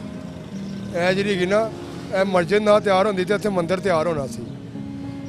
ਇਹ ਸਮਝ ਲਓ ਮੁਸਲਮਾਨਾਂ ਦਾ ਜਜ਼ਬਾ ਸੀ, ਔਰਤਾਂ ਦਾ, ਬੰਦਿਆਂ ਦਾ, ਇਹ ਜਜ਼ਬੇ ਦੇ ਨਾਲ ਤੇ ਇੱਕ ਰਾਤ 'ਚ ਤਿਆਰ ਹੋਈ ਹੈ। ਸੁਬਾਹ ਫਜਰ ਦੀ ਨਮਾਜ਼ ਹੋਈ ਇੱਥੇ ਤੇ ਹਾਲੀ ਤੱਕ ਉਸੇ ਤਰ੍ਹਾਂ ਹੀ ਇਹ ਕਾਇਮ ਹੋ ਚੱਲਦੀ ਆ ਰਹੀ ਹੈ। ਤੇ ਇੱਥੇ ਬਹੁਤ ਦੁਨੀਆ ਆਉਂਦੀ ਹੈ ਜਿਹੜੀ ਇਹ ਮਸਜਿਦ ਦੇ ਬਾਰੇ ਪੁੱਛਦੇ ਨੇ ਤੇ ਫੋਟੋਆਂ ਲਾਉਂਦੇ ਨੇ, ਹਰ ਇੱਕ ਹਿਸਟਰੀ ਪੁੱਛਦੇ ਨੇ ਪਿਛਲੀ। ਇਹ ਪਹਿਲੇ ਮਿੱਟੀ ਦੀ ਤਿਆਰ ਹੋਈ ਸੀ, ਉਸ ਤੋਂ ਬਾਅਦ ਫਿਰ ਇਹ ਪੱਥਰ ਲੱਗਾ। मेरा नाम फराज नकवी है। मैं यहाँ पे ऑफिस के काम आया था, तो साथ ही मिज़ान बैंक है, तो ये मस्जिद थी। मैं बड़ा सुना था इनके बारे कि ये मस्जिद मतलब एक रात में बनी है, तो बड़ी क़िदत थी मुझे कि मैं यहाँ नमाज़ पढ़ूँ। तो अल्हम्दुलिल्लाह मैंने फ़र्स्ट टाइम ये नमाज़ पढ़ी है इस मस्जिद में। हम पहले ना जज्बा कुछ और होता था, पहले मुसलमान थे वो उनका जज्बा और था, आज भी वैसा ही आ रहा है माशाल्लाह। अच्छी मस्जिद है, मेरी एक ख्वाहिश पूरी हो गई कि मैं इस मस्जिद में नमाज़ पढ़ी हूँ। सर मेरा नाम समीउल्लाह है, मैं बाजोड़ के रिहायशी हूँ। तकरीबन 2010-11 से मैं यहाँ पे काम करता हूँ, तो इस नमाज में माशाल्लाह नमाज़ पढ़ने आता हूँ। कारी साहब जानते हैं हमें, तो हमें बहुत सुकून महसूस होती है जब यहाँ पे हम नमाज़ पढ़ने आते हैं। जो मुसलमानों को उस टाइम का जज्बा है और आज का जज्बा है, तो अंदाज़े मुताबिक मुझे लगता है कि आज भी ज़िंदा है वो वाला। ये एक रात का मस्जिद है, तो उस टाइम तो हम थे नहीं, लेकिन सुना है कि यार एक रात में बना हुआ है मस्जिद, तो हमें बहुत खुशी महसूस होती है जब यहाँ पे हम नमाज़ पढ़ने आते हैं, तो बहुत सुकून महसूस होते हैं। अक्सर मैं काम करता हूँ बार होता हूँ, तो मेरी कोशिश ये होती है कि मैं इस मस्जिद में पहुँचूँ, यहाँ पे नमाज़ पढ़ लूँ, तो बहुत खुशी महसूस होती है सर, बहुत सुकून महसूस होता है। मेरा नाम एजाज़ अहमद है जी। मैं यहाँ पे तकरीबन 1970 से दुकान कर रहा हूँ, और ये शब्बर की मस्जिद जो है ये पाकिस्तान बनने से पहले की बनी हुई है। और अल्लामा इकबाल ने कहा था, मस्जिद तो बना दी शब्बर में ईमान की हरारत वालों ने, मन अपना पापी पुराना था बरसों नमाजी बन ना सका।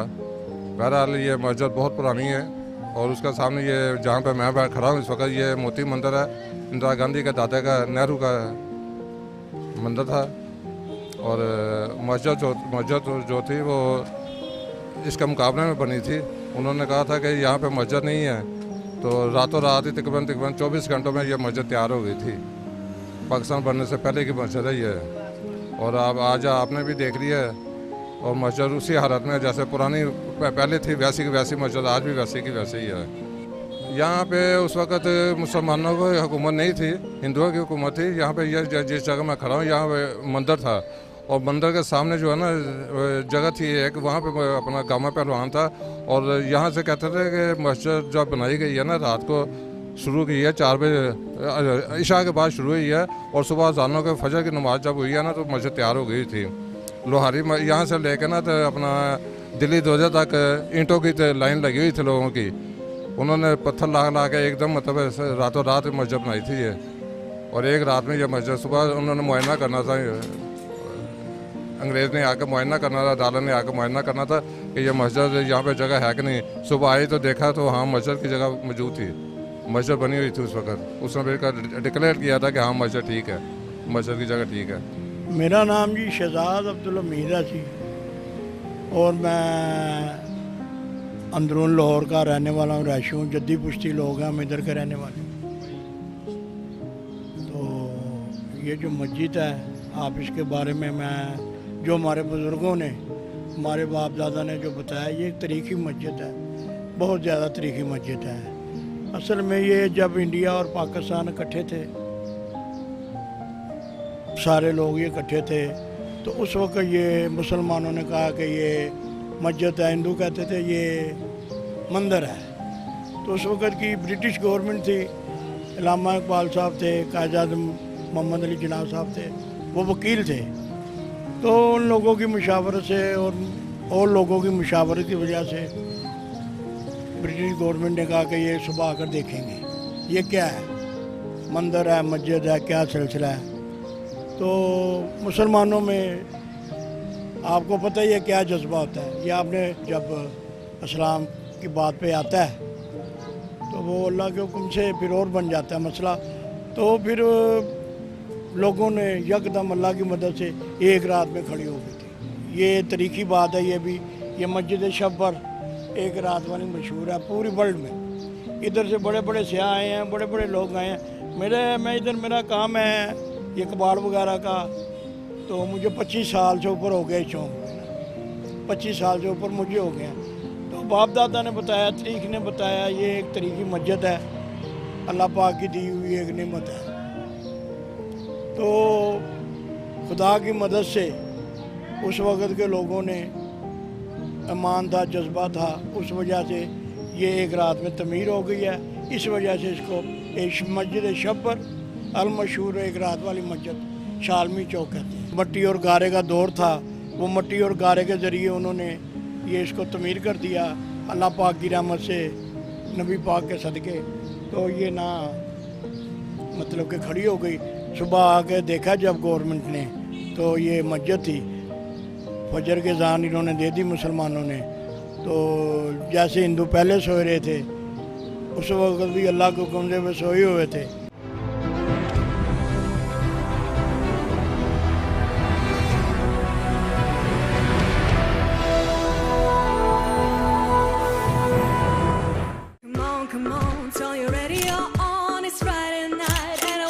It's me, Jia.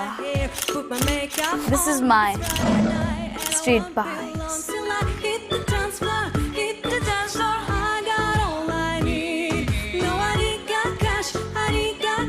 But I got you, baby. Baby, I don't need dollar bills to have fun tonight.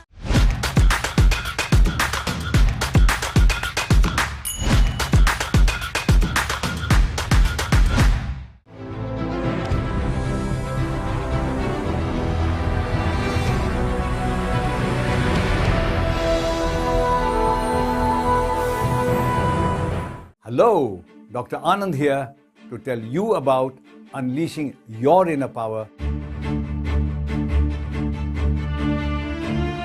When you talk on Facebook with someone with your family far away, genuine communication takes place.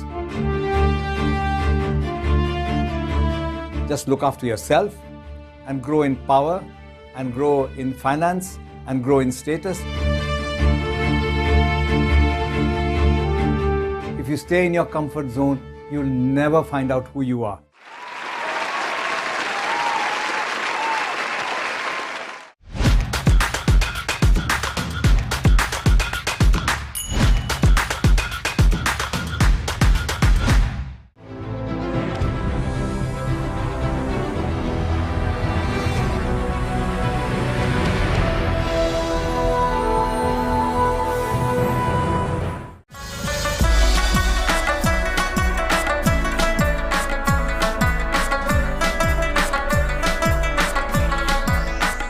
सूरज के बदलते हुए तेवर के साथ मुल्क भर की तरह हवेली लखा और गिरदो नवा में भी गर्मी की शिद्दत में बेपनाह इजाफा हो गया।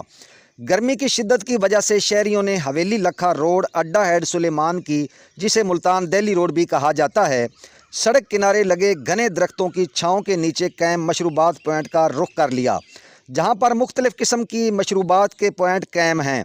यहाँ पर गन्ने का रस, सिकंजबी, सरदियाई, सत्तू और इमली के शरबत समेत मुतद्दद मशरूबात के ठेले लगे हुए हैं। गर्मी की शिद्दत को कम करने के लिए यहाँ मशरूब पीने लोग जौक दर जौक आते हैं और ठंडे मशरूबात पीकर राहत महसूस करते हैं। हेड सुलेमान की इलाका की सरदियाई बहुत मशहूर है।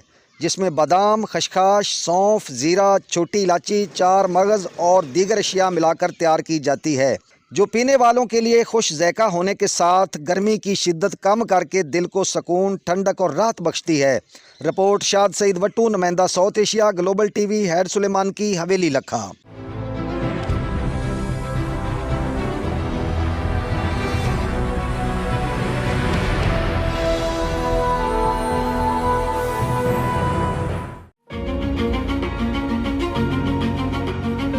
Hello, I'm Robin Ashby. I'm a city councillor, I'm an advisor. I have done a lot of things in my life.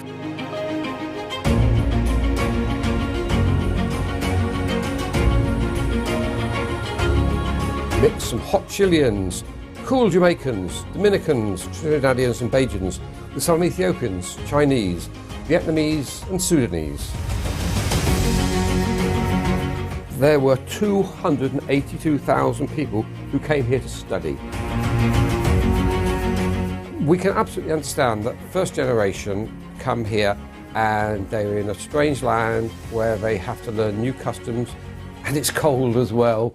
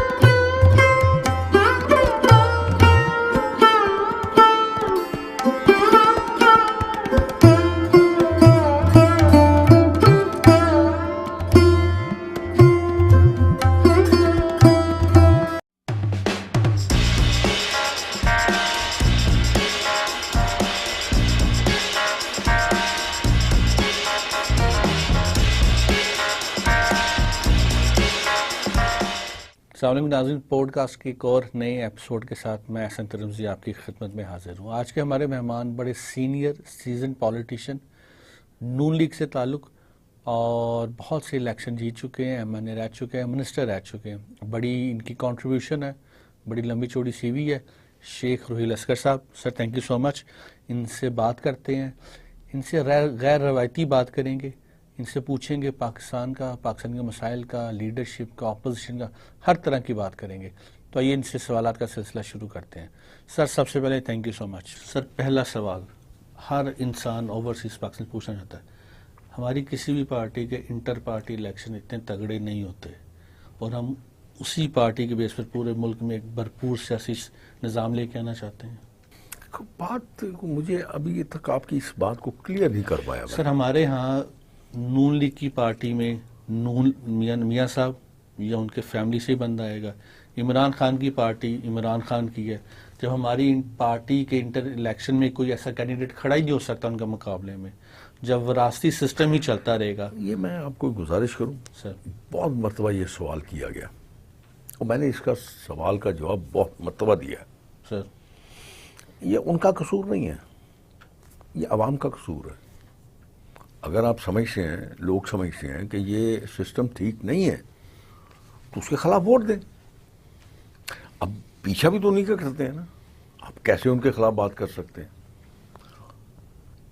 جن کو عوام پسند کرتی ہے، جن کو عوام ووٹ دیتی ہے، جن کو عوام اپنا لیڈر نجات دہندہ سمجھتی ہے، چاہے وہ نجات دہندہ ہو یا نہ ہو، چاہے وہ ان کو وہ زندگی جس کی یہ مانگ کرتے ہیں وہ دے نہ دے، مشکلات دے، لیکن پھر بھی فالوئنگ کرتے ہیں. تو پھر آپ کیسے کر سکتے ہیں؟ آپ جماعت میں رہنا ہے، اگر آپ نے سیاست کرنی ہے تو آپ کو تو یہ پھر زہر پینا پڑے گا.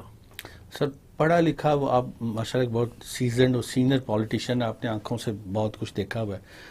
پڑھا لکھا ووٹ تو بہت زیادہ نہیں ہے، مخصوص ووٹ ہے جس کو ایک طرح کا فنڈڈ فائنانس آرگنائز ووٹ کہا جا سکتا ہے. اچھا، میں آپ کی اس بات سے بھی اتفاق نہیں کرتا ہوں.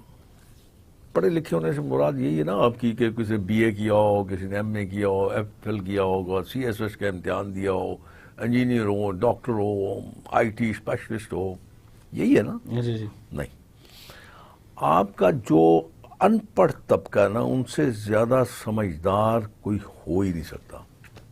یہ بات ذہن میں رکھیں.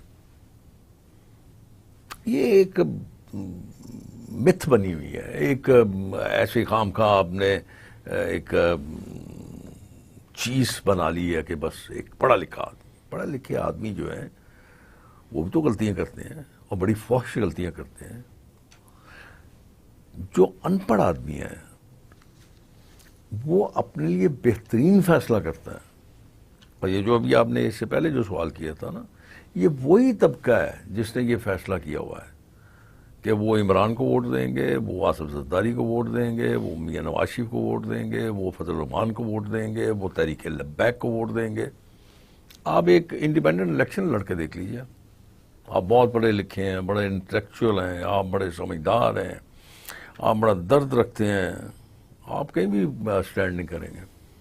آپ کے مقابلے میں وہ شخص جس کا اس حلقے سے تعلق نہیں ہوگا، واسطہ نہیں ہوگا، وہ جیت جائے گا، آپ ہار جائیں گے. یعنی کہ اس کا مطلب یہ کہا جا سکتا ہے کہ اگر برادری کے ووٹ سسٹم کو ختم کر دیں تو پھر بھی جیت جائے گا. نہیں، برادری اب وہ پرانی باتیں ہو گئی ہیں. اب وہ سسٹم نہیں رہا، برادری والا کام نہیں رہا. میں نے تو آپ کو ایک بات عرض کی ہے کہ جب تک آپ اس سوچ کو نہیں بدلیں گے، مطلب ایک شخص آپ کا الیکشن لڑتا ہے، مطلب ایک لسٹ ہے الیکشن والوں کی، جماعتوں نے جن لوگوں کو ٹکٹ دیے ہیں یا جن لوگوں کو اپنا نمائندہ مقرر کیا ہے، ان کے مقابلے میں ایک ایسا شخص ہے جو بہت قابل آدمی ہے.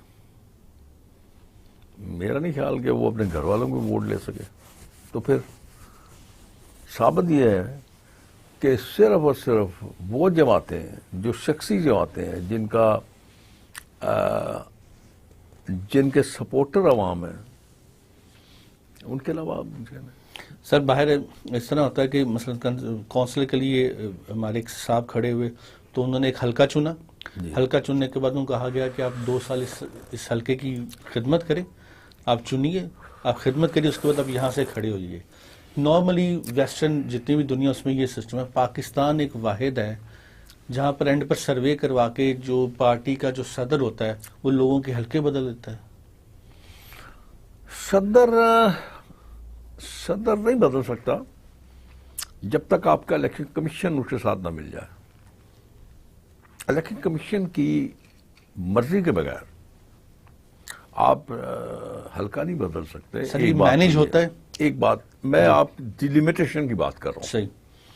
आप शायद कोई और बात कर रहे हैं, आप शायद ये बात कर रहे हैं कि हल्का बदलने से मुराद है कि वो पहले इस हल्के से इलेक्शन लड़ा है, अब आप उसको दूसरा हल्का अलॉट कर दें। आप ये मेरे ख्याल में ये बात करते हैं। हाँ, ये उसके स्वाबदीद है जनाब जमात की, जिस जमात में आप हैं उस जमात के बड़े लोगों की ये स्वाबदीद है। वो चाहे आपको इस हल्के से टिकट दे दें चाहे उस हल्के से दे दें, वो ये देख ना, वो ये समझते हैं कि वोट जो है, जो सपोर्ट है, जो वोट है वो उनकी है, उनके नाम का। जी सर।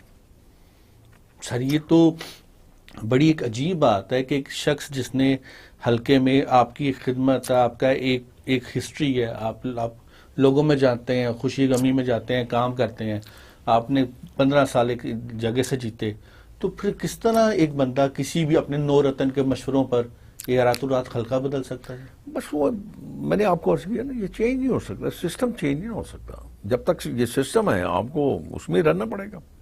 सर हमारी हुकूमतें इतनी डरी हुई क्यों रहती हैं? हमेशा 5 साल में ऑपोजिशन के जो बयान आते हैं उनको काउंटर करती रहती हैं, कभी अवाम में उस तरह नहीं जाती। मैं इस बात से बिल्कुल हक में नहीं हूँ। देखें, हुकूमत का अपना एक काम होता है।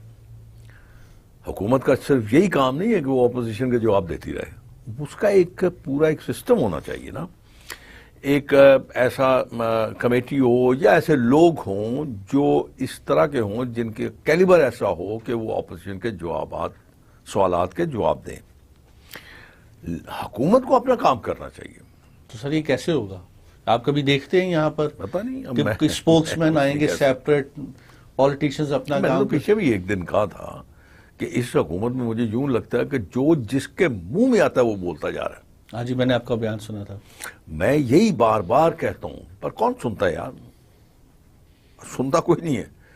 इसको ये समझते हैं कि ये हम पे तनकीद कर रहा है, हालांकि ये तनकीद नहीं होती। मिसाल के तौर पे डिफेंस मिनिस्टर है, उसका काम है डिफेंस को प्रोटेक्ट करना, डिफेंस के काम करने, डिफेंस वालों की बात करनी, उनकी नुमाइंदगी करनी। आप उसके बयान पढ़ लीजिए, उसका क्या काम है कि एक्स फौजियों के खिलाफ ही बयान देता जा रहा है? उसका कोई काम नहीं है। ये काम है आपके उन नुमाइंदों का जो आपके पार्टी के स्पोक्समैन हैं, जो आपकी हुकूमत के स्पोक्समैन हैं। मैंने आपको अर्ज किया ना जी कि यहाँ पे तो जो जिसके मुंह में आता है बोलता जा रहा है। बस पता नहीं किसको खुश करते हैं, आई डोंट नो।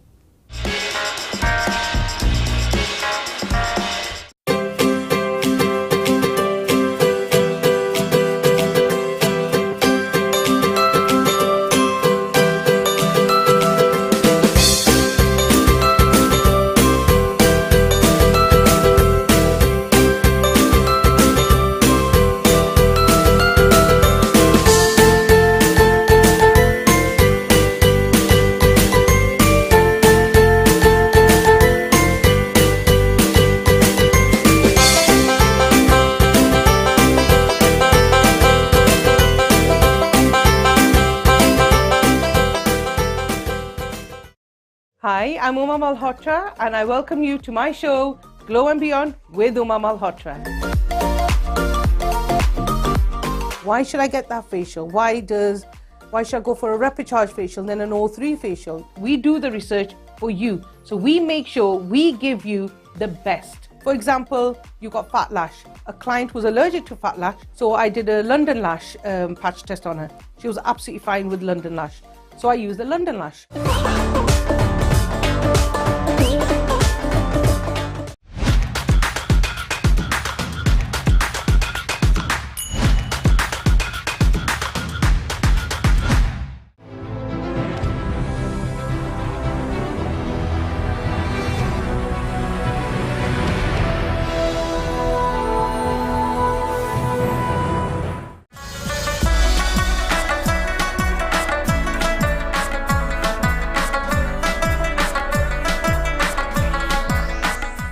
मई की धूप में जब हर तरफ गर्मी का राज होता है, ऐसे में कुदरत का ये जर्द तोहफा अमलतास न सिर्फ साया फराहम करता है बल्कि माहौल में रंगों की बहार भी ले आता है। अमलतास जिसे सोने की झाड़ी भी कहा जाता है, न सिर्फ एक खूबसूरत दरख्त है बल्कि इसका तिबी इस्तेमाल भी अहमियत रखता है।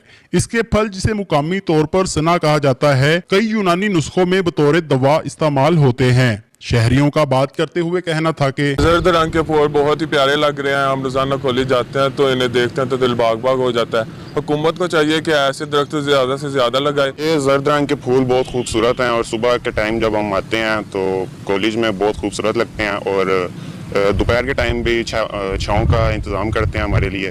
और मसला ये है कि बहुत कम है तादाद में, हमें चाहिए और हुकूमत को चाहिए कि इसको और ज़्यादा बढ़ाएं और इनकी तादाद में इजाफा करें और शहर के मुख्तलिफ इलाकों में ऐसे पौधे लगाएं। शहरियों का कहना है कि ये दरख्त सिर्फ जीनत नहीं बल्कि माहौलियाती तहफ़्फ़ुज़ का जरिया भी है। ये गर्दो गुबार को जज़ब करते हैं और ऑक्सीजन फराहम करते हैं और शदीद गर्मी के मौसम में ठंडी छाँव बांटते हैं। जब सूरज तप रहा हो और हवा भी थम जाए, ऐसे में अमलतास के जर्द फूल कसूर वालों के दिलों पर ठंडक का फाहा रखते हैं।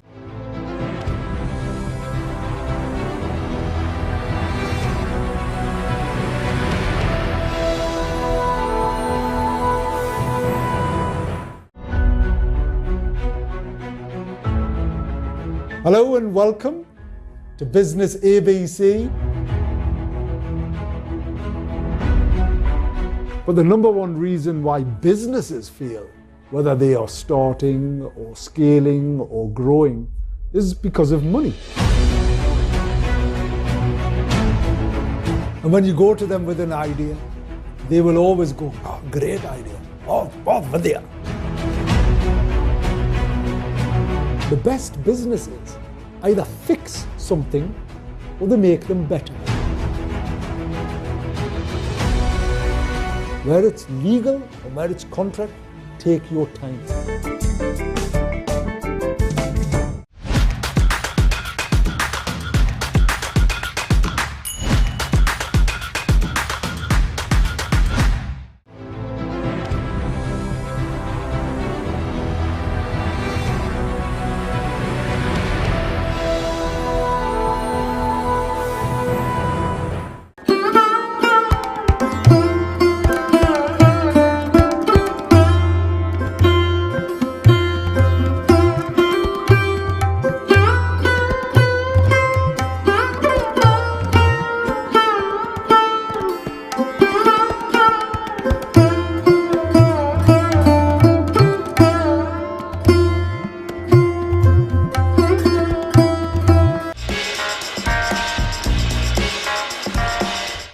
सर बीइंग आप हम पाकिस्तान से बाहर जितने भी हम ओवरसीज़ पाकिस्तानी हैं, हमारी पहली नज़र हुकूमत या अपोजिशन की तरफ होती है। अब इन पार्टीज़ के अपने अपने चैनल्स हैं, अब इन पार्टीज़ के उसके बाद यूट्यूब है, तो आपको नहीं लगता सर इससे बहुत बदनामी हो रही है? नहीं, पार्टीज के चैनल नहीं है सर, बाइस्ड हैं। आप ये कह सकते हैं कि लाइक माइंडेड लोग, जी हाँ, वो एक ही तरह की बात करते हैं, लाइक माइंडेड लोग हैं। जी जी। हालांकि मेरा अपना ख्याल है कि ऐसा बिल्कुल नहीं होना चाहिए। चैनल्स पे बैठ के, अब यार असल पे प्रॉब्लम ये है ना कि आप जैसे आप बैठे हुए हैं, आप मैं वैसे कह रहा हूँ, जी जी, प्लीज क्या मालिक हैं या आप या जस्ट एम्प्लॉई हैं कि आप एंकर हैं, क्या है मुझे नहीं पता। लेकिन अब ये मुसीबत ये हो गई है कि चैनल जो है ना वो हो गया एक बिजनेस। उन्होंने अपना वक्त बेचना। अब उन्होंने वक्त कैसे बेचना? उन्होंने रेटिंग लेनी है। अब रेटिंग जो है वो देखते हैं कि कौन सी बात कहाँ क्लिक करती है, कौन सी बात करने से कितने लोग ज़्यादा देखते हैं। उसमें लॉजिक हो ना हो, सच्चाई हो ना हो, कोई उसमें बुनियाद कोई उसकी बेहतर हो ना हो, बोलते जाएंगे। ये एक बड़ी ख़तरनाक चीज़ है जो कि मेरे ख्याल में शायद सच्चाई से बहुत दूर है, हक़ाइक़ से बहुत दूर है। हालांकि चैनल्स का या एक एंकर का ये फ़र्ज़ बनता है कि वो आवाम तक वो बात पहुंचाए जो दुरुस्त हो। यहाँ पे कोई अजीब सी मंतक हुई है। سر ہمارے ہاں کبھی جس طرح آپ فرما رہے میں ایگری کرتا ہوں کیونکہ پاکستان واحد ملک ہے جہاں پر یہ جس کے پاس اخبار ہے اس کے پاس ٹی وی بھی ہے, ٹی وی والے کے پاس اخبار بھی ہے. یہ لائسنس پاکستان میں ایشو کیا گیا. سر ہمارے ہاں کیا کبھی ہم کبھی نکل سکیں گے اس چیز سے کہ جو اینکر ہے اس کا کام سوال کرنا ہے, اسٹیٹمنٹ دینا نہیں ہے؟ میں وہی سوچ کر رہا ہوں. اب نکل سکتے ہیں, بہتر ہو سکتا ہے, کرے گا کون؟ سر موجودہ لیڈرشپ کا ایک سے ساتھ تعلق نہیں, ان کا کوئی تعلق نہیں ہے. اخبار کون پڑھتا ہے؟ کھاری اخبار پڑھنے والے بہت سے لوگ پڑھتے ہیں. ٹی وی کون دیکھتا ہے؟ اب ویورز دیکھتے, لوگ بند کر دیجئے دیکھنا, بند کر دیجئے. کوئی ایسی چیز تو نہیں ہے جس سے آپ کا پیٹ بھرتا ہے, جس کے بغیر ہم زندہ نہیں رہ سکتے. ایک زمانہ تھا میں اخباریں پڑھتا تھا اور اس کی ہیڈ لائنز پڑھنے کے بجائے میں اس کے جو لکھے جاتے تھے ایڈیٹوریل یا اس کو کہہ لیے جو لوگ لکھنے والے تھے, میں وہ پڑھتا تھا زیادہ تر. اس میں ایک نچوڑ ہوتا تھا پوری سیاست کا, غیر سیاسی, ملکی حالات, اپنے ذاتی حالات کا ایک نچوڑ ہوا کرتا تھا. وہ تجزیہ شامل کرتے تھے اپنا, تو کسی حد تک وہ بالکل حقائق کے قریب تر ہوتا تھا. اور پھر سب سے بڑی بات یہ ہوتی تھی کوئی ایسی خبر جس کا کسی کے ساتھ تعلق ہے, جس سے اس کو نقصان پہنچ سکتا ہے, اس خبر کو باقاعدہ طور پہ ہر اینگل سے پرکھا جاتا تھا کہ اس میں صداقت ہے تو اس خبر کو پبلش کیا کرتے. اب ایسا نہیں ہے. اب اٹھا کے دیکھ لیجئے, آپ دیکھیں گے کہ جو آپ کا اخبار پڑھنے والا تھا وہ طبقہ کم ہو گیا, بہت کم ہو گیا. کیوں؟ اس لیے کہ اب اخبار میں وہ چیزیں نہیں ہیں, کریڈیبلٹی جو ہے وہ کم ہوتی ختم ہو گئی. اب یہی حال آپ کے ٹی وی چینلز کا ہوگا, کیونکہ اگر کوئی لائک مائنڈڈ ہے کسی حکومت کے ساتھ تو وہ اس کی بات ہی کرے گا, ایک ہی ٹریک پر وہ چیز دکھائے گا جس کا حقائق کے ساتھ دور دور تعلق نہیں ہے. یا اپوزیشن کی بات کرے گا, جو اپوزیشن کی طرف ہے وہ اپوزیشن کی بات کرے گا, اور ایسی بات کرے گا جس کا حقائق کے ساتھ کوئی تعلق نہیں ہے.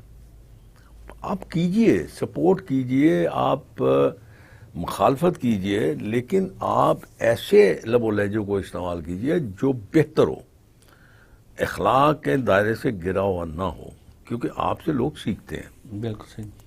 آپ سے لوگ سمجھتے ہیں, آپ سے پوچھنا چاہتے ہیں, آپ سے سننا چاہتے ہیں. اب یہ کہہ دینا کہ جی حالات بہت خراب ہیں, تو کسی بچے کو بھی پتا ہے اس بات کا.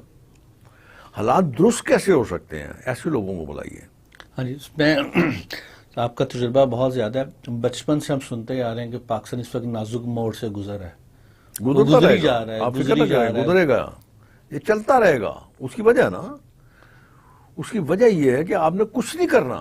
یعنی کہ آپ اندازہ کیجئے, میں یہ بات شاید کبھی آپ نے سنی نہ ہو, ہم اتنے کاہل ہیں, اتنے سست ہیں کہ ہم گناہ بھی خود نہیں کرتے, شیطان ہم سے گناہ کرواتا ہے. بات میری سمجھ گیا. سر آپ چلتا رہے گا, آپ فکر نہ کریں. آپ جس ایج میں ہیں, جتنے آپ کا پولیٹیکل کریئر ہے, جو تجربہ آپ رکھتے ہیں, باہر کے ممالک میں ایسے لوگوں سے کسی ڈپارٹمنٹ کا ہیڈ بنا کے کام لیا جاتا ہے, نئی نسل سنواری جاتی ہے, تو یہاں پر ایسا کب ہو سکے, کوئی کرے گا کہ ایسے فائدہ اٹھایا جا سکے, آپ کے نیچے جنریشن ہو, آپ پڑھا رہے ہوں, ڈپارٹمنٹ ہیڈ کر رہے ہوں, تاکہ نسل سنورنا شروع ہو؟ بلا فرماتے ہیں, لیکن میرے پاس ایک چیز کی کمی ہونی ہے نا. میں مثال دے رہا ہوں. جی جی جی جی. اگر وہ میرے پاس ہے تو پھر تو میں کر لوں گا, اگر وہ میرے پاس سکل نہیں ہے تو پھر تو میں نہیں کر سکتا نا. اب آپ پوچھیں مجھ سے وہ سکل کیا ہے, خوشامد. یہ سب سے بڑا بہترین کمپوننٹ جو ہے وہ ہے یہ کہ آپ کسی خوبصورت طریقے پہ آپ خوشامد کر سکتے ہیں. وہ آپ کی سب سے بڑی سکل ہے. یعنی سر ٹی وی پر پولیٹیشنز کے جو وعدے ہوتے ہیں وہ صرف ٹی وی پر ہوتے ہیں, اس کا اصل زندگی سے کوئی لینا دینا نہیں ہے. ڈپینڈ کرتا ہے. میں موجودہ سرکمسٹانسز کی بات کر رہا ہوں. نہیں مین ٹو مین ویری کرتا جی, یہ ممکن نہیں ہے. دیکھیں آپ نے ابھی یہ ارشاد فرمایا کہ میں عمر کے اس حصے میں ہوں جہاں پہ نہ مجھے خوف ہے نہ مجھے لالچ ہے, بالکل, اور بے پناہ تجربہ ہے, نہ میں اقتدار کا کوئی اتنا ہی حوث رکھتا ہوں اپنے دل میں. میرے لیے ہارنا جیتنا کوئی معنی نہیں رکھتا. اگر آپ یہ ذہن میں بٹھا لیں کہ آپ نے اپنی آخرت کو سنوارنا ہے, اگر آپ مسلمان ہیں, جی جی, آپ کا فیتھ ہے, اعتقاد ہے, ایمان ہے کہ آخرت ہے, تو پھر تو میرے خیال میں اس سے اچھا کام ہی کوئی نہیں سیاست ہے. بجا فرمایا آپ نے کہ آپ کسی دکھی شخص کی اگر مدد کرتے ہیں, آپ کسی ایسے شخص کو جو زمین پہ گرا ہوا ہے آپ اس کو اس کے پاؤں پہ کھڑا کر دیتے ہیں, تو میرے خیال میں شاید اس سے زیادہ آپ کی نجات کا اور باعث کچھ نہیں بن سکتا. اگر آپ اس طرح سوچ لیں تو بہتر رہتا ہے. میں آپ سے یہ گزارش کروں گا, میں اس وقت میرے لیے کوئی معنی نہیں رکھتا, اور شاید اگر میں زندہ رہا انشاءاللہ, اور 5 سال کے بعد اگر الیکشن ہوتے ہیں اور میں زندہ رہا, شاید میں الیکشن لڑوں اور شاید میری زندگی کا یہ آخری الیکشن ہو, تو اسے مجھے کوئی معنی نہیں رکھتا میرے لیے کہ میں الیکشن میں جاتا ہوں, میں ہار جاؤں گا, میں جیت جاؤں گا. اس قسم کا مجھے خوف ہے ہی نہیں. آپ سب کچھ دیکھ چکے ہوئے ہیں, آپ انجوائے کر چکے ہوئے ہیں, لوگوں کو پتہ ہے آپ کی کریڈیبلٹی ایک سیٹ پیٹرن ہے, بڑی اچھی طرح جانتے ہیں میرے انر آؤٹر کو, وہ مجھ سے بہتر جانتے ہیں. سو میرا اپنا خیال ہے کہ اگر آپ یہی سوچ لے کے آگے بڑھیں گے تو شاید ٹھیک ہو جائے. سر آپ کو جو پوری دنیا دیکھ رہی ہے, آپ باہر سے آئے ہیں؟ میں جی باہر چلے جائیں. میں باہر ہی رہتا ہوں. میرا مشورہ ہے, مانے نہ مانے. نہیں, میں انگلینڈ ہی رہتا ہوں. میں آپ سے یہ سوال کرنے کا تھا, ہم لوگ جب باہر بیٹھے ہوتے ہیں نا, تو جب کوئی ٹی وی اور پروگرام آتا ہے تو وہاں پر ہم ایشین ہوتے ہیں, انڈیا کے بھی چل رہے ہوتے ہیں, بنگلہ دیشی بھی چل رہے ہوتے ہیں, تو ہم ہمیشہ دیکھتے ہیں, ہم نے آپ لوگوں کی طرف دیکھنا ہے جو پالیٹیشین, اور اسپیشلی جو سیزن پالیٹیشین ہے. کیوں دیکھتے ہیں یار؟ سر امید, کس بات کی امید؟ سر کہ ایک دن بہتر ہوگا. آپ لوگ ہمارے لیے پیسے بنانے والی مشینیں ہیں, آپ امید نہ لگایا کریں ہم سے. ہمیں آپ سے امید ہے, مگر $1 بھیجتے ہیں تو ہم چاہیں گے کہ تم 3, 4, $5 بھیجا کرو یار. تم غلط قسم کی بات, مطلب آپ ہم سے امیدیں لگا رہے ہو, ہم آپ سے امید لگائے بیٹھے ہیں. کمال ہے یار, الٹی گنگا بہ رہی ہے.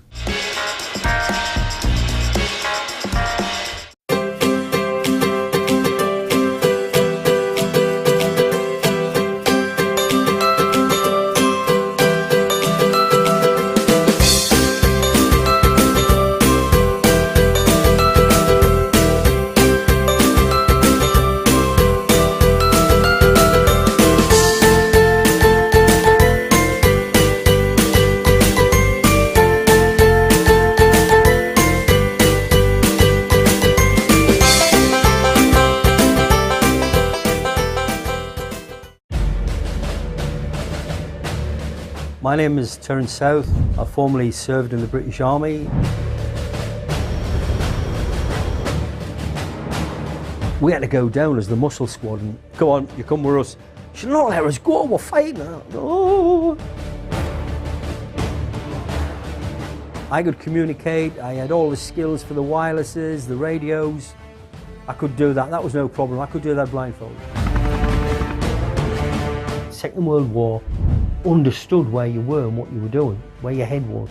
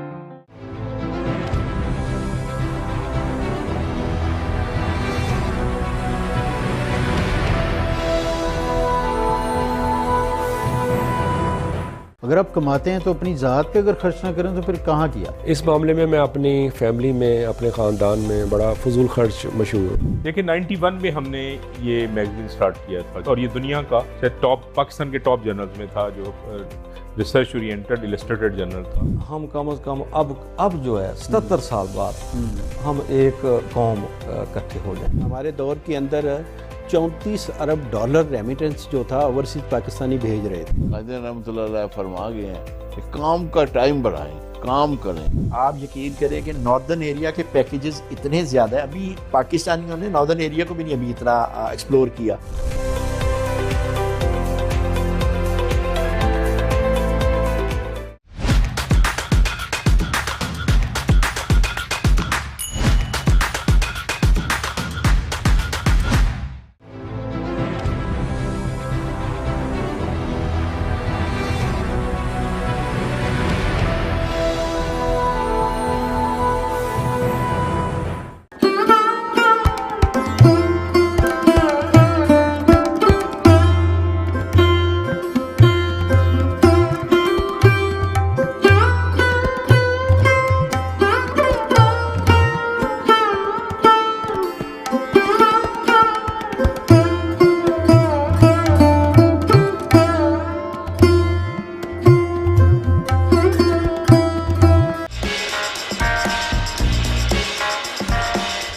سر اب کبھی جو بڑی دلچسپ باتیں کریں, نارملی پولیٹیشینز جو ہوتے ہیں ایسی تو بات نہیں ہے, اس لیے میں بار بار یہ سوال کر رہا ہوں آپ سے کہ سر ہم باہر بیٹھ کے ہمیں بھی پتہ ہے جو ہمیں پتہ ہوتا ہے کہ یار یہ کون سی بات کر رہا ہے, تو ہم ہمیشہ کوشش یہی ہوتی ہے جس طرح ہم پڑوسی ممالک میں ہوتا ہے کہ کوئی ایک انسان ایک نئی چیز ایک لوگوں کو ٹرینڈ کرنا شروع کرے. آپ کے سینے میں بے پناہ علم ہے جو آپ نے حاصل کیا, تجربہ ہے. سر اس کو جو نئے بچہ پیدا ہو رہا ہے اس کا صرف یہ قصور ہے کہ یہاں پیدا ہو گیا. کبھی آپ نے اندازہ لگایا کہ یہاں کا بندہ جو باہر جاتا ہے وہ کون کون سی پوسٹ پہ بیٹھا ہوا ہے؟ سر پہلے تو بہت کبھی دیکھا آپ نے دنیا کا بہترین سرجن آپ کو پاکستانی نظر آئے گا, دنیا کا بہترین سائنٹسٹ آپ کو پاکستانی نظر آئے گا, دنیا کا بہترین ڈاکٹر پاکستانی نظر آئے گا, انجینئر پاکستانی نظر آئے گا. آپ کو ہر سیگمنٹ آف لائف میں آپ کو پاکستانی نظر آئے گا. کیوں؟ وجہ ہم کیا کرتے ہیں. میں آپ کو اسی مثال تازہ مثال دے دیتا ہوں. یہاں پہ ایک ہاسپٹل لاہور میں میرے خیال میں برکی روڈ پہ, وہ نام بڑا اس کا اوکھا سا ہے, وہ اس کا لیور ٹرانسپلانٹ اور کڈنی ٹرانسپلانٹ کا بڑا زبردست. وہ ایک ڈاکٹر صاحب آئے تھے باہر سے, چھوڑ چھاڑ کے ان کو وطن کی مٹی نے بہت یاد کیا, بڑی ان کو یاد آئی, وہ آ گئے. انہوں نے وہ ہاسپٹل جو تھا بلڈ کیا, شہباز گورنمنٹ نے کیا تھا, تو بڑا وہ یوں کہہ لیجئے کہ ایک بڑی خوبصورت چیز تھی.